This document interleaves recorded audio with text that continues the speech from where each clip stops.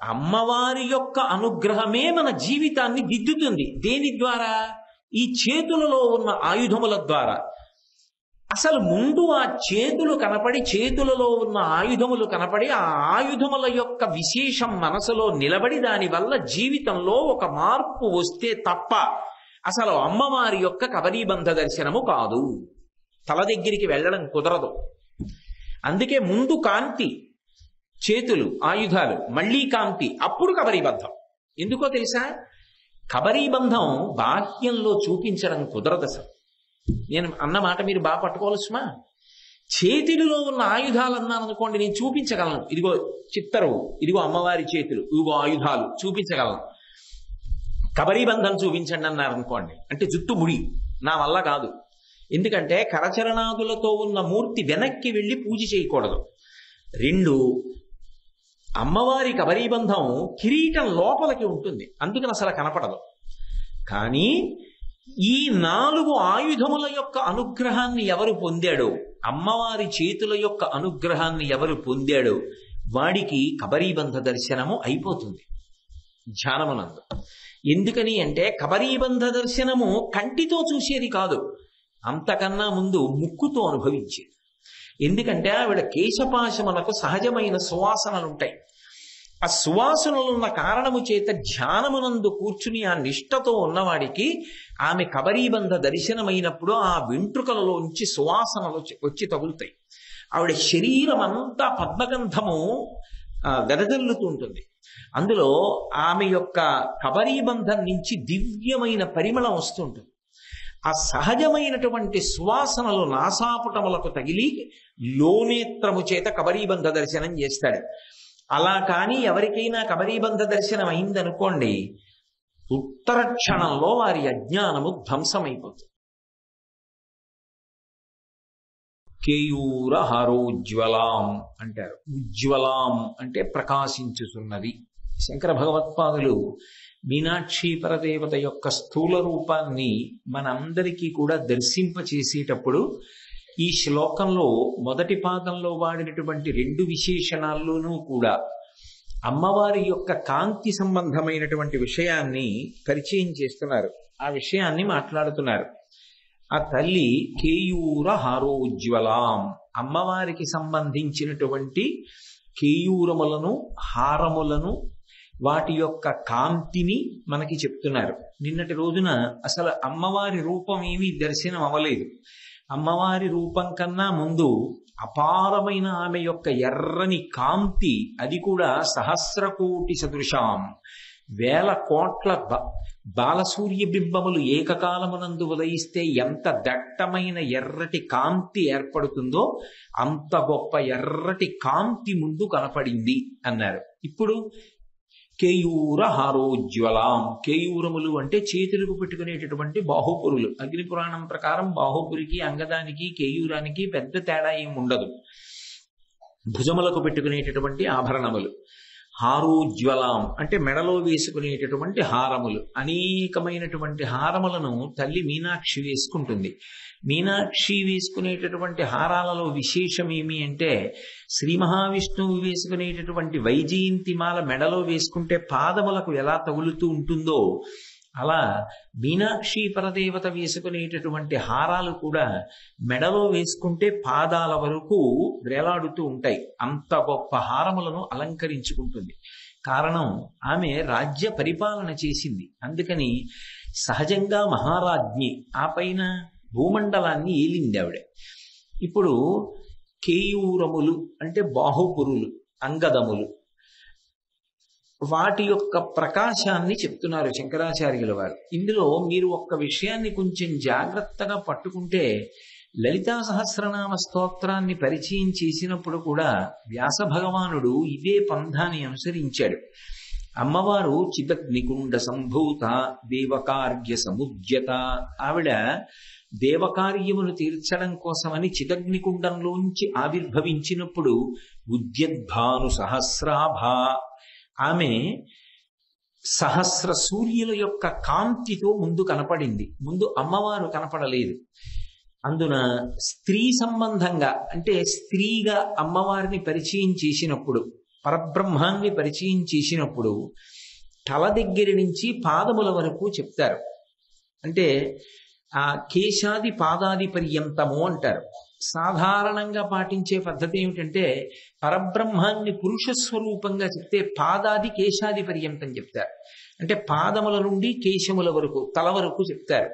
ఇక్కడ పరబ్రహ్మాన్ని స్త్రీ స్వరూపంగా చెప్తున్నారు కనుక యథార్థమునకు తల నుంచి పాదముల వరకు చెప్పాలి. కానీ వ్యాసుడు కూడా లలితా సహస్రనామ స్తోత్రం చేసినప్పుడు మొట్టమొదట అమ్మవారి తల గురించి చెప్పలేదు.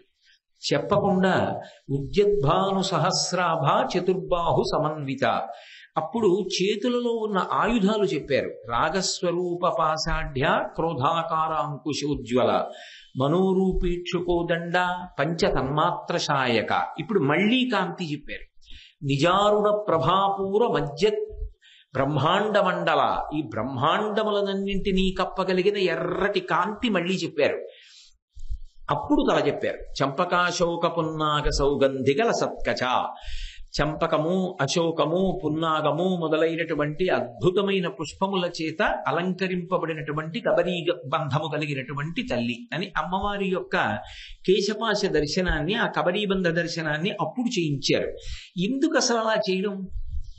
మొట్టమొదట భుజములు చెప్పకుండా, భుజములలో ఉన్నటువంటి ఆయుధములు చెప్పకుండా, భుజములంటే భుజము చేయి కలిపి తీసుకోండి, చేతులలో ఉన్న ఆయుధాలు చెప్పకుండా తల చెప్పి తల తర్వాత ఆయుధాలు చెప్పచ్చుగా.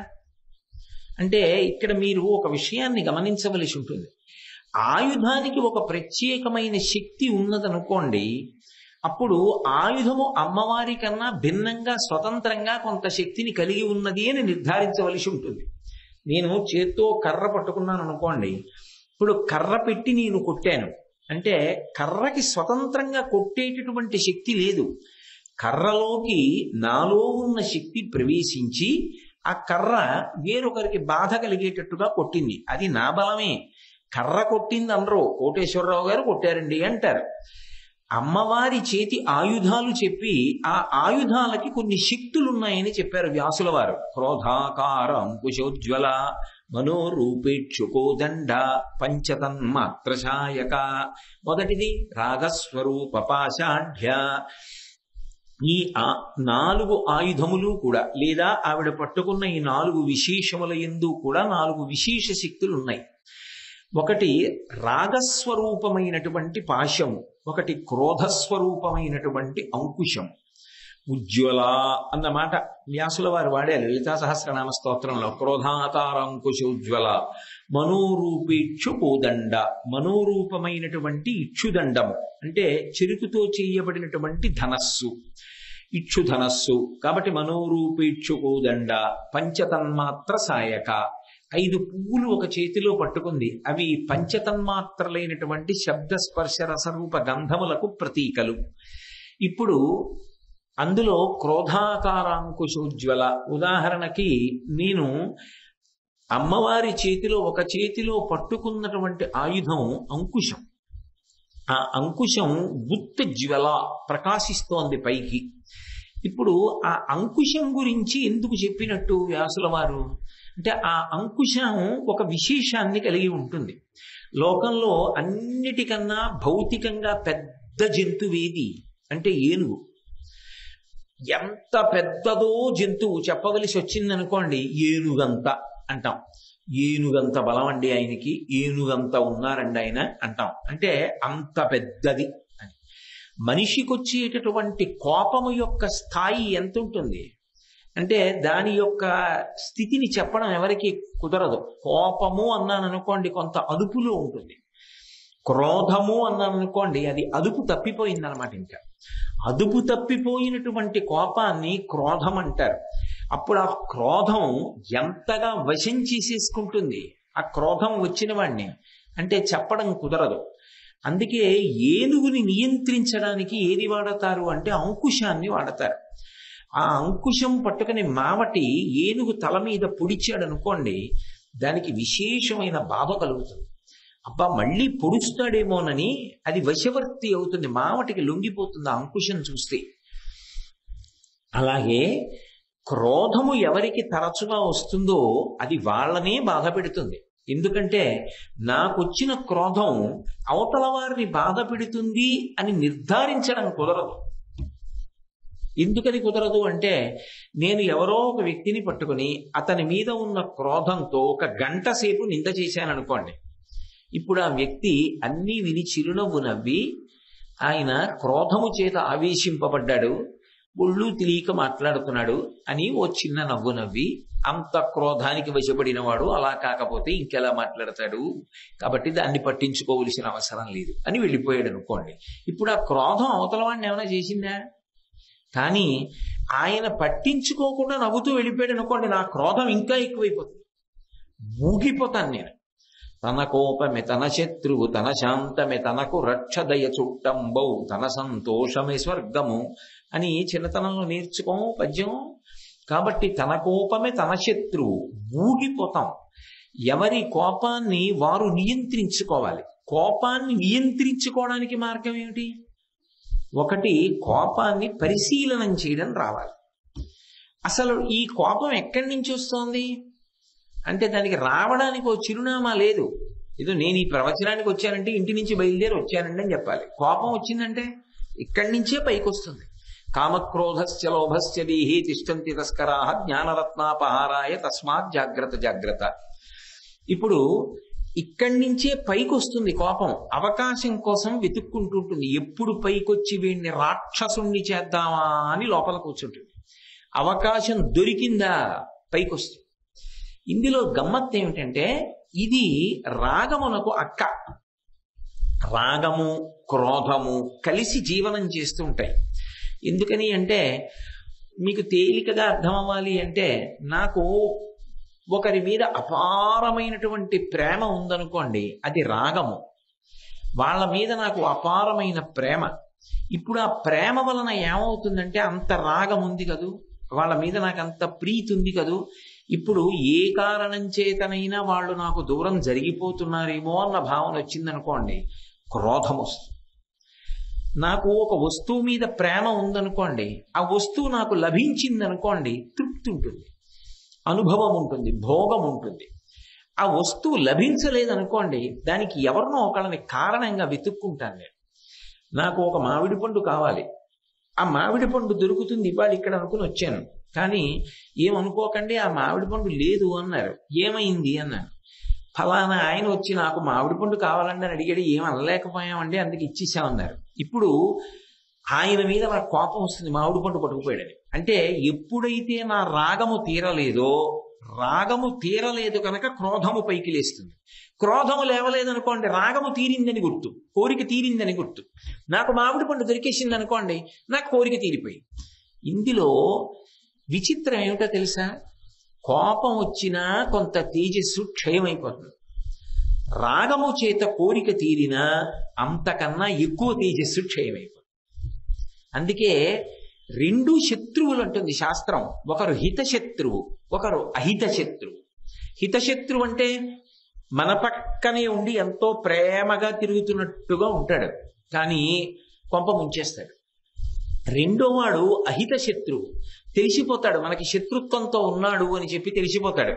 అతని వలన ప్రమాదం తక్కువ, ఎందుకంటే ఎలాగో శత్రువు అని తెలిసిపోయాడు కాబట్టి ఓ కన్నేసి ఉంటాం, జాగ్రత్తగా ఉంటాం, ఇబ్బంది ఉండదు. కానీ మనకి అత్యంత సన్నిహితుడుగా తిరుగుతున్నాడు అనుకోండి, నమ్మి ఉంటాం. అతను మనని అగాధంలో పడేయడానికి అవకాశాలు ఎక్కువ ఉంటాయి. రాగము హితశత్రువు. రాగం ఏం చేస్తుందంటే చాలా సంతోష పెట్టినట్టు ఉంటుంది. ఒక కోరిక తీరింది అనుకోండి, అబ్బా ఈ కోరిక తీరిందని ఎంతో తృప్తిగా ఉన్నట్టు అనిపిస్తుంది, కానీ అది తేజోక్షయం చేసేస్తుంది. క్రోధము అహిత శత్రువు. ఇప్పుడు సాధకుడు ఏం చెయ్యాలి? అమ్మవారి పాదాలు పట్టుకుంటే ఆవిడ తన చేతులలో ఉన్న ఆయుధముల ద్వారా ఒక మార్పు తీసుకొస్తుంది. రాగము లేకుండా పోయిందనుకోండి, ఆ మనిషి జన్మకు అర్థం లేదు. కానీ ఇప్పుడు రాగం ఉంటుంది. రాగము ఎలా మారిపోతుందో తెలుసా? భగవద్విభూతి యందు రాగముగా మారిపోతుంది. తన భార్యని భార్యగా ప్రేమించాడు ఇంతకాలం, ఇప్పుడు భార్యని ఎందుకు ప్రేమిస్తాడో తెలుసా? అనుకూలవతి నాదు మనసులో వర్తించుకుల కాంతమది ఎంత కుందు నొక్కో అంటాడు మనుచరిత్రలో ప్రవరాక్షుడు. అలా బహు అనుకూలవతే, ఎప్పుడూ పాపం నా వెంట తిరుగుతూ ఉంటుంది, ఎప్పుడూ నా అభ్యున్నతి కోసం ప్రయత్నిస్తుంది, ఎప్పుడూ నేను సంతోషంగా ఉండాలని చూస్తుంది, నేను మంచి పని చేస్తానంటే ఎప్పుడూ అడ్డురాదే, అన్నిటికీ నాతో సహకరిస్తుంది. పరమేశ్వరుడు నేను బాగుపడడం కోసం, నా జన్మ తరించడం కోసం ఈమెని నాకు ప్రసాదంగా భార్యగా కట్టపెట్టాడు. ఈమె నాకు పత్ని స్థానంలో లభించి ఉండకపోతే నేను ఇన్ని మంచి పనులు చేసి ఉండేవాణ్ణి కాదు. ఈమె ఈశ్వరుడి యొక్క అనుగ్రహం అని నేను భావన చేసి ప్రేమించాననుకోండి, ఇప్పుడు అది బంధనమునకు కారణము కాదు. అది ఈశ్వరుడి యొక్క విభూతిగా ప్రేమిస్తున్నాను, నేను భగవత్ ప్రసాదంగా ప్రేమిస్తున్నాను ఆ వస్తువుని. అప్పుడు అది బంధనం వెయ్యదు. అదే నా భార్య అన్న ఒక భావన నాకు కలిగింది అనుకోండి, అది రాగం అవుతుంది. రాగమనకుండే లక్షణం ఏమిటంటే అది ఎప్పుడు ద్వేషం తీసుకొస్తుందో మీరు చెప్పలేరు. బాహ్యమనందు కేవల రాగం అనుకోండి, అది ఖచ్చితంగా ద్వేషమునకు కూడా కారణమవుతుంది. అంత ప్రేమ ఎక్కడ గూడు కట్టుకుపోయిందో అక్కడ చిన్న ఎడబాటు కానీ, చిన్న పొరపాటు కానీ, చిన్న అవగాహన దోషం కానీ మీరు తట్టుకోలేరు. అప్పుడు అది తీవ్ర స్థాయికి వెళ్ళిపోతుంది. అందుకే పరిశీలనం అనేటటువంటిది అలవాటైతే, అమ్మవారి అనుగ్రహం కలిగిందనుకోండి, రాగం ఉంటుంది, రాగం ఎక్కడికి పోదు, కానీ అది భగవత్ ప్రసాదంగా అనుభవించడం అలవాటు. వాడికి తృప్తి ఎక్కడుంటుంది అంటే ఏదైనా ఈశ్వర సేవగా చేస్తాడు. ఓ సమాజ సేవ చేశాడు అనుకోండి, ఈశ్వరుడిగా సేవిస్తున్నాను. 10 మందికి అన్నం పెట్టాడు అనుకోండి, భగవతి ఇన్ని ముఖాలతో అన్నం తింది. అందరూ అన్నం తిన్న తర్వాత చేతితో ఎంగిళ్ళు ఎత్తడం ఇష్టం లేక రామకృష్ణ పరమహంస తన గడ్డంతో తుడిచేవారు. ఎందుకని అంటే పరదేవత ఇన్ని ముఖాలతో ఇక్కడ అన్నం తింది అనేవారు. ఆయన ఏం చేయనివ్వండి, అది భగవంతుని యొక్క సేవగా చేస్తూ ఉంటాడు. అప్పుడు అది ఆయన్ని బంధించదు, ఆ రాగము ఆయన్ని పాడు చెయ్యదు. దానిలోంచి ద్వేషం ఏర్పడేటటువంటి అవకాశం ఉండదు. ఎందుకని అంటే ఈశ్వరుడు ఇంతకాలం నువ్వు చేసావు కదూ, ఇప్పుడు వాడు చేస్తాడు, వాడికి అవకాశం ఇస్తాను అన్నాడు.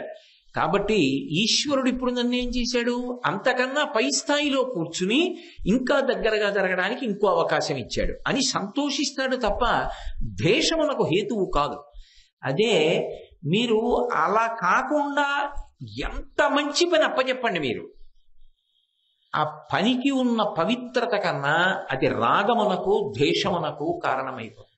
ఎందుకో తెలుసా, మీరు కార్యకర్తగా ఉండండి, చక్కగా ఈ కార్యక్రమాన్ని మీరు ఈ పని చేయండి అని నేను అన్నాను అనుకోండి, భగవంతుని యొక్క కార్యక్రమం ఎంత అదృష్టవంతులం, భగవత్ సేవలో మనం ఈ పని చేయడానికి మనకు అవకాశం లభించింది, చాలు. శారదా నవరాత్రుల్లో ఈ పని చేసి, ఈ పని మనకి ఎవరప్పచెప్పారో వారు సంతోషపడేటట్టుగా మనం ప్రవర్తించగలిగితే మన జన్మ సార్థక్యం అనుకున్న నాడు అది భగవంతుని యొక్క విభూతి. అది తుడవడమా, కడగడమా, ఏం చేయడం అన్న దానితో సంబంధం ఉండదు. కానీ రాగం ఒకటి ఉందనుకోండి, అందులో అహంకారం పాళ్ళు కలుస్తాయి. నాకు ఇది వడికదే, నేనెవరు అని అక్కడి నుంచి ఇంకా రంగులన్నీ బయటికి వస్తాయి. నేనది, నేనిది. ఇప్పుడు ఏమవుతుంది, నాకు ఇచ్చినది భగవత్ సంబంధమైనటువంటి సేవ, ఇది మరిచిపోతాడు. రాగం ఎక్కడొచ్చిందో నాకు ఇది ఇవ్వడం ఏమిటి, వాడికి అది ఇవ్వడం ఏమిటి, ద్వేషం వస్తుంది. ఇప్పుడు భగవత్ కార్యమునందు వాడు ఏం చేశాడు, ఉపకారం చేయకపోగా ఉన్న కార్యాన్ని పాడు చేస్తాడు. ఇప్పుడు మీరు బాగా పట్టుకున్నారనుకుంటారు, రాగద్వేషములు భగవత్పరమైతే నియంత్రించడం తేలిక, బంధించవు. రాగద్వేషములు వ్యక్తిగతమైపోతే అవి పతనమునకు కారణమైపోతాయి. అలా పతనమునకు కారణమైపోకుండా ఉండేటట్టుగా అమ్మవారు మారుస్తుంది మనిషి యొక్క మన ప్రవృత్తిని. అలా మారిస్తే రాగము భగవంతుని పట్ల రాగముగా మారిపోతుంది. ఇప్పుడు అది బంధించదు. నేను తరచుగా చెప్తుంటా, నాకు చక్కెర పొంగలి తినాలనుంటే ఎవ్వరికీ చెప్పకు, వాసన వస్తుందేమో తలుపేసి ఎలక్కాయలు వేసేటప్పుడు అని. ఎవ్వరూ లేకుండా వీధి తలుపు వేసేసి నేను మా ఆవిడ కూర్చొని పంచుకు తినేస్తుంటే ఎవరో వీధి తలుపు తడితే దిక్కుమాల గొడవ ఇప్పుడే వచ్చేస్తారు, నవ్వబా ఈ చక్కెర పొంగల్ తీసుకెళ్లి లోపల పెట్టి వెళ్ళిపోయాక తిందాం అని చెప్పి చక్కెర పొంగలి వాసన ఎక్కడైనా వస్తుందేమో అని ఓ బట్ట పట్టుకున్న వాసన అంతా తలుపులోంచి బయటికి వెళ్ళిపోయేటట్టు చేసి తలుపు తీశాననుకోండి, అది బంధన హేతు. ఇప్పుడు చిన్న మార్పు వచ్చింది, అమ్మవారి పాదాలు పట్టుకున్నాడు అంటే మీకు తేలికగా అర్థం అవడానికి నేను బహు కిందకు వచ్చేసి చెప్తున్న ఉపమానం. ఇప్పుడేమంటాడంటే రేపు చక్ర పొంగలుండు, ఎంత బాగా ఉండాలో అంత బాగా పరమేశ్వరుడు మనకి ఎన్ని ద్రవ్యాలు ఇచ్చాడో, సంభవ ద్రవ్యై సంభవదుపచారై, చక్కగా మనకి ఇంట్లో భగవంతుడు ఏవి ఇచ్చాడో అవన్నీ వేసి ఉండు, మనం దాన్ని నివేదన చేద్దాం. రేపు పూజ చేసి నివేదన చేసిన తర్వాత అభ్యాగతి స్వయం విష్ణు, మనం పిలవకుండా వచ్చిన వాడు కదా విష్ణువు, రేపు మొట్టమొదట మన గుమ్మం తలుపు ఎవరు తరతారో నైవేద్యం పెట్టిన తర్వాత వాళ్ళు విష్ణు స్వరూపుడు, మనం వాళ్ళకి ప్రసాదం పెడదాం. వాళ్ళు తిన్న తర్వాత వాళ్ళు చేయి కడుక్కుని వాళ్ళు వెళ్ళిన తర్వాత మన ఇద్దరం ఆ ప్రసాదాన్ని తిందాం అని నేను అనుకున్నాను అనుకోండి. ఇప్పుడు నన్ను అది బంధించదు. ఇప్పుడు చక్ర పొంగలే తిన్నాను, నిన్నను చక్ర పొంగలే తిన్నాను. నిన్నటి దాంట్లో రాగము అధికము, ఇవాల్టి దాంట్లో భగవంతుడి మీదకి వెళ్ళిపోయింది ఆ రాగం. ఇప్పుడు అది ప్రసాదం చేసింది. మీకు తేలిగ్గా చెప్పాలంటే నాగుపం విషం తీసుకొచ్చి నేను లోపలికి పుచ్చుకున్నాను అనుకోండి, ఒక 10 చుక్కలు, అది శరీరాన్ని పడగొడుతుంది. వైద్యుడు దాన్ని శుద్ధి చేసి ఇచ్చి మీరు ఇది 1 చుక్క పుచ్చుకోండి మీ వ్యాధి తగ్గుతుంది అన్నాడు అనుకోండి, అది రోగాన్ని పోగొట్టి శరీరాన్ని నిలబెడుతుంది. వైద్యుడు శుద్ధి చేసిన పాము యొక్క విషము శరీరాన్ని పడగొట్టకుండా నిలబెట్టినట్టు భగవంతుడి పట్ల తిరిగిన రాగము విషయములను శుద్ధి చేసి ప్రసాదము చేసి మనిషిని అభ్యున్నతి వైపుగా నడిపిస్తుంది. అయితే ఇక్కడ ఒక్క మాట మీరు బాగా గమనించాలి. అది అంకుశానికి ఉన్న శక్తి, అమ్మవారి చేతిలో ఉన్న పాశానికి ఉన్న శక్తి. అంటే రాగము పాశము, అంకుశము క్రోధము అని కదా మనం చెప్తున్నాం. అయినప్పుడు ఆ అంకుశానికి ఆ శక్తి ఉందండి అని నేను అన్నాను అనుకోండి, అప్పుడు అమ్మవారి కన్నా కూడా ఆ ఆయుధానికి ఒక శక్తి ప్రత్యేకంగా ఉంది అని నేను చెప్పవలసి ఉంటుంది. నిజానికి అది ఆ ఆయుధాల యొక్క శక్తి కాదు, అమ్మవారి శక్తియే.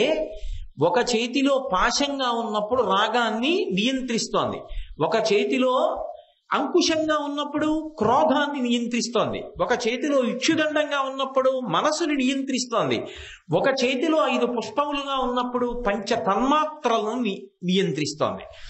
నిజానికి ఆ ఒక్క శక్తియే ఒక్కొక్క చేతిలో ఆయుధంలోకి వెళ్ళినప్పుడు ఒక్కొక్క ఉపకారాన్ని మనకి చేస్తోంది తప్ప ఆవిడ తీసి పక్కన పెట్టేసింది అనుకోండి, ఆ అంకుశం అప్పుడు క్రోధాన్ని నియంత్రిస్తుందని మీరు చెప్పడం కుదరదు. అది ఆమె శక్తియే. కాబట్టి ఇప్పుడు అది అంకుశం శక్తి అని చెప్పకూడదు, అంకుశము ఆమె చేతి యందు ఉండడం వల్ల వచ్చినటువంటి శక్తి తప్ప అన్యథా శక్తి కాదు. అలా అమ్మవారి యొక్క అనుగ్రహమే మన జీవితాన్ని దిద్దుతుంది. దేని ద్వారా? ఈ చేతులలో ఉన్న ఆయుధముల ద్వారా. అసలు ముందు ఆ చేతులు కనపడి, చేతులలో ఉన్న ఆయుధములు కనపడి, ఆ ఆయుధముల యొక్క విశేషం మనసులో నిలబడి దానివల్ల జీవితంలో ఒక మార్పు వస్తే తప్ప అసలు అమ్మవారి యొక్క కబరీబంధ దర్శనము కాదు, తల దగ్గరికి వెళ్ళడం కుదరదు. అందుకే ముందు కాంతి చేతులు ఆయుధాలు, మళ్ళీ కాంతి, అప్పుడు కబరీబంధం. ఎందుకో తెలుసా? కబరీబంధం బాహ్యంలో చూపించడం కుదరదు అసలు. నేను అన్న మాట మీరు బాగా పట్టుకోవాల్సిమా. చేతిలో ఉన్న ఆయుధాలు అన్నాను అనుకోండి, నేను చూపించగలను, ఇదిగో చిత్తరువు, ఇదిగో అమ్మవారి చేతులు, ఇదిగో ఆయుధాలు చూపించగలను. కబరీబంధం చూపించండి అన్నారు అనుకోండి, అంటే జుట్టు ముడి, నా వల్ల కాదు. ఎందుకంటే కరచరణాదులతో ఉన్న మూర్తి వెనక్కి వెళ్ళి పూజ చేయకూడదు. 2, అమ్మవారి కబరీబంధం కిరీటం లోపలికి ఉంటుంది, అందుకని అసలు కనపడదు. కానీ ఈ 4 ఆయుధముల యొక్క అనుగ్రహాన్ని ఎవరు పొందాడో, అమ్మవారి చేతుల యొక్క అనుగ్రహాన్ని ఎవరు పొందాడో వాడికి కబరీబంధ దర్శనము అయిపోతుంది ధ్యానమునందు. ఎందుకని అంటే కబరీబంధ దర్శనము కంటితో చూసేది కాదు, అంతకన్నా ముందు ముక్కుతో అనుభవించేది. ఎందుకంటే ఆవిడ కేశపాశములకు సహజమైన సువాసనలుంటాయి. ఆ సువాసనలున్న కారణము చేత ధ్యానమునందు కూర్చుని ఆ నిష్టతో ఉన్నవాడికి ఆమె కబరీబంధ దర్శనమైనప్పుడు ఆ వెంట్రుకలలోంచి సువాసనలు వచ్చి తగులుతాయి. ఆవిడ శరీరం అంతా పద్మగంధము వెదజల్లుతూ ఉంటుంది. అందులో ఆమె యొక్క కబరీబంధం నుంచి దివ్యమైన పరిమళం వస్తుంటుంది. ఆ సహజమైనటువంటి సువాసనలు నాసాపుటములకు తగిలి లోనేత్రము చేత కబరీబంధ దర్శనం చేస్తాడు. అలా కానీ ఎవరికైనా కబరీబంధ దర్శనం అయిందనుకోండి, ఉత్తర క్షణంలో వారి అజ్ఞానము ధ్వంసమైపోతుంది. అందుకే ధునూతుధ్వంతం నస్తులిత దళితేందీవరవన ఘన స్నిగ్ధ లక్షణం చికుర నికురంబం తవ శివే యదీయం సౌరభ్యం సహజముపలబ్ధం సుమనసో వసంతస్మిన్ మన్యే వల్లభధన వాటి విటపినాం అంటారు. వ్యాసుడు లలితా సహస్రనామ స్తోత్రాన్ని పరిచయం చేసేటప్పుడు మొట్టమొదట చిదగ్నికుండ సంభూత దేవకార్య సముజ్యత అయినటువంటి లలితాపరా భట్టారికా స్వరూపమున కన్నా ముందు ఉజ్జద్భాను సహస్రాభ అని సహస్ర బాలసూర్యుల యొక్క కాంతి ఎలా కనపడేటట్టు చేశాడో శంకర భగవత్పాదులు కూడా అమ్మవారి దర్శనం చేయించేటప్పుడు మీనాక్షి పరదేవతా స్వరూపం కాబట్టి అదే పంథాలో ముందు కాంతి దర్శనం చేయించారు. అందుకే ఉద్యద్భాను సహస్ర కోటి సదృశాం కేయూరహారోజ్వలాం, కేయూరములు అనేటప్పటికీ భుజముల యందు ఉండేటటువంటి ఆభరణములు కనుక ఇప్పుడు ఆ తల్లి యొక్క కేయూరములు కనపడ్డాయంటే భుజములు చేతులు, చేతుల యందున్న ఆయుధములు కనపడ్డాయని గుర్తు. అయితే మీనాక్షికి 4 చేతులు కావు కదండి, మీనాక్షికి 2 చేతులు కదా ఉన్నాయి, మరి మీరు 4 చేతుల గురించి మాట్లాడుతున్నారుగా అంటారేమో. మీకు నేను ఇక్కడ ఒక విషయం చెప్పవలసి ఉంటుంది. మిగిలినటువంటి అందరు దేవతల యొక్క స్వరూపం ఒకెత్తు, మీనాక్షి పరదేవతా స్వరూపం ఒక్కటి ఒకెత్తు. ఎందుకో తెలుసా? అమ్మవారిని పరబ్రహ్మ స్వరూపంగా భావన చేస్తే దానికి మొట్టమొదటి గుర్తు ఏమిటంటే ఆవిడ కనురెప్ప వెయ్యదు. ఎందుకని అంటే ఆవిడ కనురెప్ప వేసిందనుకోండి ఈ సమస్త బ్రహ్మాండములు లయమైపోతాయి. అందుకే ఉన్మేష నిమిషోత్పన్న విపన్న భువనావళి, ఆవిడిలా కనురెప్పలు తెరిచిందనుకోండి లోకములు నిలబడతాయి, మూసిందనుకోండి లయమైపోతాయి. ముయ్యకుండా ఉండాలనుకోండి లోకంలో అలా కనురెప్పలు మూయకుండా ఉండేటటువంటి ప్రాణి ఒక్కటే, చేప. మీనాక్షి అండంలో గుర్తు ఏమిటంటే ఆవిడ పరబ్రహ్మస్వరూపిణి, ఆవిడే కన్నులు మూసిందా ఈ బ్రహ్మాండములు లయమైపోతాయి. ఇప్పుడు ఆవిడ పరబ్రహ్మస్వరూపం అయినప్పుడు ఆవిడికి 2 చేతులే ఉంటాయని నిర్ధారించడం కుదరదు. తత్వతః ఆవిడ చేతులలో ఉన్న ఆయుధములను మీరు మనసులో భావన చేసి తత్ఫలితాన్ని పొందవచ్చు అని దాని అర్థం. అందుకని కేయూరహారోజ్వలాం. ఎందుకు శంకరాచార్యులు వారు ఈ కేయూరముల గురించి హారముల గురించి మాట్లాడుతున్నారు? హారోజ్వలాం, అమ్మవారి మెడలో హారములను వేసుకుంది. ఇందులో మీరు ఒక్కటి గమనించాలి. ఈ హారములను వేసుకున్నప్పుడు ప్రతిరోజు హారములను మారుస్తారు. మెడలో ఉన్నటువంటి హారములు ఏవి వేసుకుంటారో అవి ప్రతిరోజు అవే వేసుకుని ఉండాలి అని నియమం ఏం లేదు. ఆవిడికి 7 వారాల నగలు ఉంటాయి. కాళికా పురాణం ప్రకారం ఆవిడ భర్త గారు దగ్గరున్నప్పుడు కొన్ని పెట్టుకుంటుంది, భర్త గారు దూరంగా ఉన్నప్పుడు కొన్ని పెట్టుకుంటుంది, ఒక్కొక్క వారం ఒక్కొక్కటి పెట్టుకుంటుంది, ఒక్కొక్క స్థితిలో ఒక్కొక్కటి పెట్టుకుంటుంది. కాళికా పురాణం ఆభరణ విశేషాల్ని వర్ణించింది. అలా ఆవిడ ఆభరణములను ధరిస్తుంది. అయితే ఎప్పుడూ ఉండేటటువంటిది మాత్రం మంగళసూత్రం. మంగళసూత్రం అమ్మవారి మెడలో ఎప్పుడూ ప్రకాశిస్తూనే ఉంటుంది. హారోజ్వలాం అనేటప్పటికీ మనకి వెంటనే అమ్మవారి కంఠసీమ అనేటప్పటికీ మనకి గుర్తొచ్చేది ఏమిటి? కామేశబద్ధ మాంగళ్య సూత్ర శోభిత కంధర. ఆమె ఎంతమందికైనా కుమార్తె, భర్త మాత్రం పరమేశ్వరుడు ఒక్కడే. అందుకే 3 స్తనములతో ఆవిర్భవించి పరమశివుడు కనపడగానే ఒక స్తనం అదృశ్యమై 2 స్తనములతో ఉండిపోయింది. శంకరుడు ఆమె భర్త. ఇప్పుడు శంకరుడు మెడలో కట్టినటువంటి తాళి ఉన్నది, ఆ తాళి బొట్టు మనకి కనపడుతూ ఉంటుంది. మంగళసూత్రం అమ్మవారి ఇలా దర్శనం చేయగానే ఆ మంగళసూత్రాలు కనపడతాయి. వాటి పేరే మంగళసూత్రాలు. ఆ మంగళసూత్రం ఆ శతమానాలు ఒక్కసారి మనసులో భావనా మాత్రంగా దర్శనం చేశారనుకోండి, ఉత్తర క్షణంలో ఏమవుతుందంటే మీకు రక్షణ కలుగుతుంది, అమ్మవారి అనుగ్రహం కలుగుతుంది. ఎందుకో తెలుసా? అందుకే భగవత్ కళ్యాణంలో లోక రక్షణ హేతునా అంటారు మంగళసూత్రం కట్టేటప్పుడు. ఎందుకని అంటే మిగిలిన స్త్రీలందరూ వివాహం చేసుకుని మంగళసూత్రం కట్టించుకోవడం ఒకెత్తు, అమ్మవారు మంగళసూత్రం కట్టించుకోవడం ఒకెత్తు. ఎందుకని? ఆమె ఎప్పుడూ శంకరునికే ఇల్లాలు. అందుకు కదూ తొందరపడి ఎక్కడ మలయధ్వజ పాండ్యన్ సంబంధాలు వెతుకుతాడో అని చెప్పి అమ్మవారు భిన్నమైన రీతిలో ఆవిర్భవించింది. నా భర్త ఎవరో నీకు తెలుస్తుందిలే ఒకప్పుడు ఒక విశేషం ద్వారా అని. ఇప్పుడు శివుడు మంగళసూత్రం కడితే ఏమవుతుంది అంటే ఒక విశేషం ఉంది. లోకంలో పురుషులందరూ స్త్రీల మెడలో మంగళసూత్రం ఎందుకు కడతారు అంటే తమ కామమును ధర్మంతో ప్రధానంగా ముడి వేసుకోవడానికి కడతారు. అసలు శంకరుడు ఎందుకు కట్టాలి? ఆయనకి కామం ఉందా? ఆయన మన్మధుడినే కాల్చేశాడు. అసలు కాముణ్ణి కాల్చిన వాడికి కామమేది, ఇంకా ఆయనకి మళ్ళీ ధర్మపత్ని ఏమిటి? కామాన్ని ధర్మంతో ముడియడం ఏమిటి? ఆయన ఇంకా ఆయనకి అసలు పెళ్లి ఎందుకు? ఆయన మన్మధుడిని ఎందుకు పెళ్లి చేసుకుంటాడు? ఆయన అమ్మవారిని, ఆయనకి ఎందుకు పెళ్లి? అక్కర్లేదు. కానీ కాముణ్ణి కాల్చేసిన వాడిని తన తపస్సుతో వశం చేసుకుని తాళి కట్టించుకుంది ఆవిడ. ఇది ఆవిడ గొప్ప. మిగిలిన వాళ్ళ మంగళసూత్రానికి ఆవిడ మంగళసూత్రానికి తేడా ఎక్కడుందంటే, ఆవిడ తాళి కట్టించుకున్నది కామము ధర్మంతో ముడేసుకుందాం అనుకున్న సామాన్యమైన పురుషుడితో కాదు, కాముణ్ణి కాల్చేసిన వాడిని తపస్సు చేసి వశం చేసుకుని తన మెడలో తాళి కట్టించుకుంది. ఇప్పుడు ఆయనతో తాళి కట్టించుకుని ఆమె కూర్చుంటే ఏమైంది? భూమి మీదకి తీసుకొచ్చింది ఆ శంకరుణ్ణి.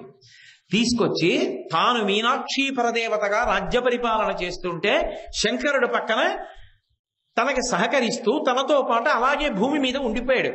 ఎంతవరకు అంటే సుబ్రహ్మణ్యేశ్వర స్వామి వారిని ఉగ్రపాండ్యన్ అన్న పేరుతో కుమారుడిగా కని ఎక్కడో ఉత్తర భారతదేశంలో ఉన్నటువంటి ఒక ప్రభువు యొక్క కుమార్తె అయిన కాంతిమతి అనబడేటటువంటి పిల్లని తీసుకొచ్చి ఆయనకి కళ్యాణం చేసి రాజ్య పట్టాభిషేకం చేసిన తరువాత ఇక పైన మనం కరచరణాదులతో తిరగం, కానీ ఇద్దరం దేవాలయాలలో మూర్తులలో ప్రవేశిద్దామని మీనాక్షి పరదేవత ఆ రూపాన్ని కోరుకుని ఏడుకొండలవాడు కలియుగంలో ఎలా నిలబడ్డాడో అలా ఒక మూర్తిగా నిలబడింది.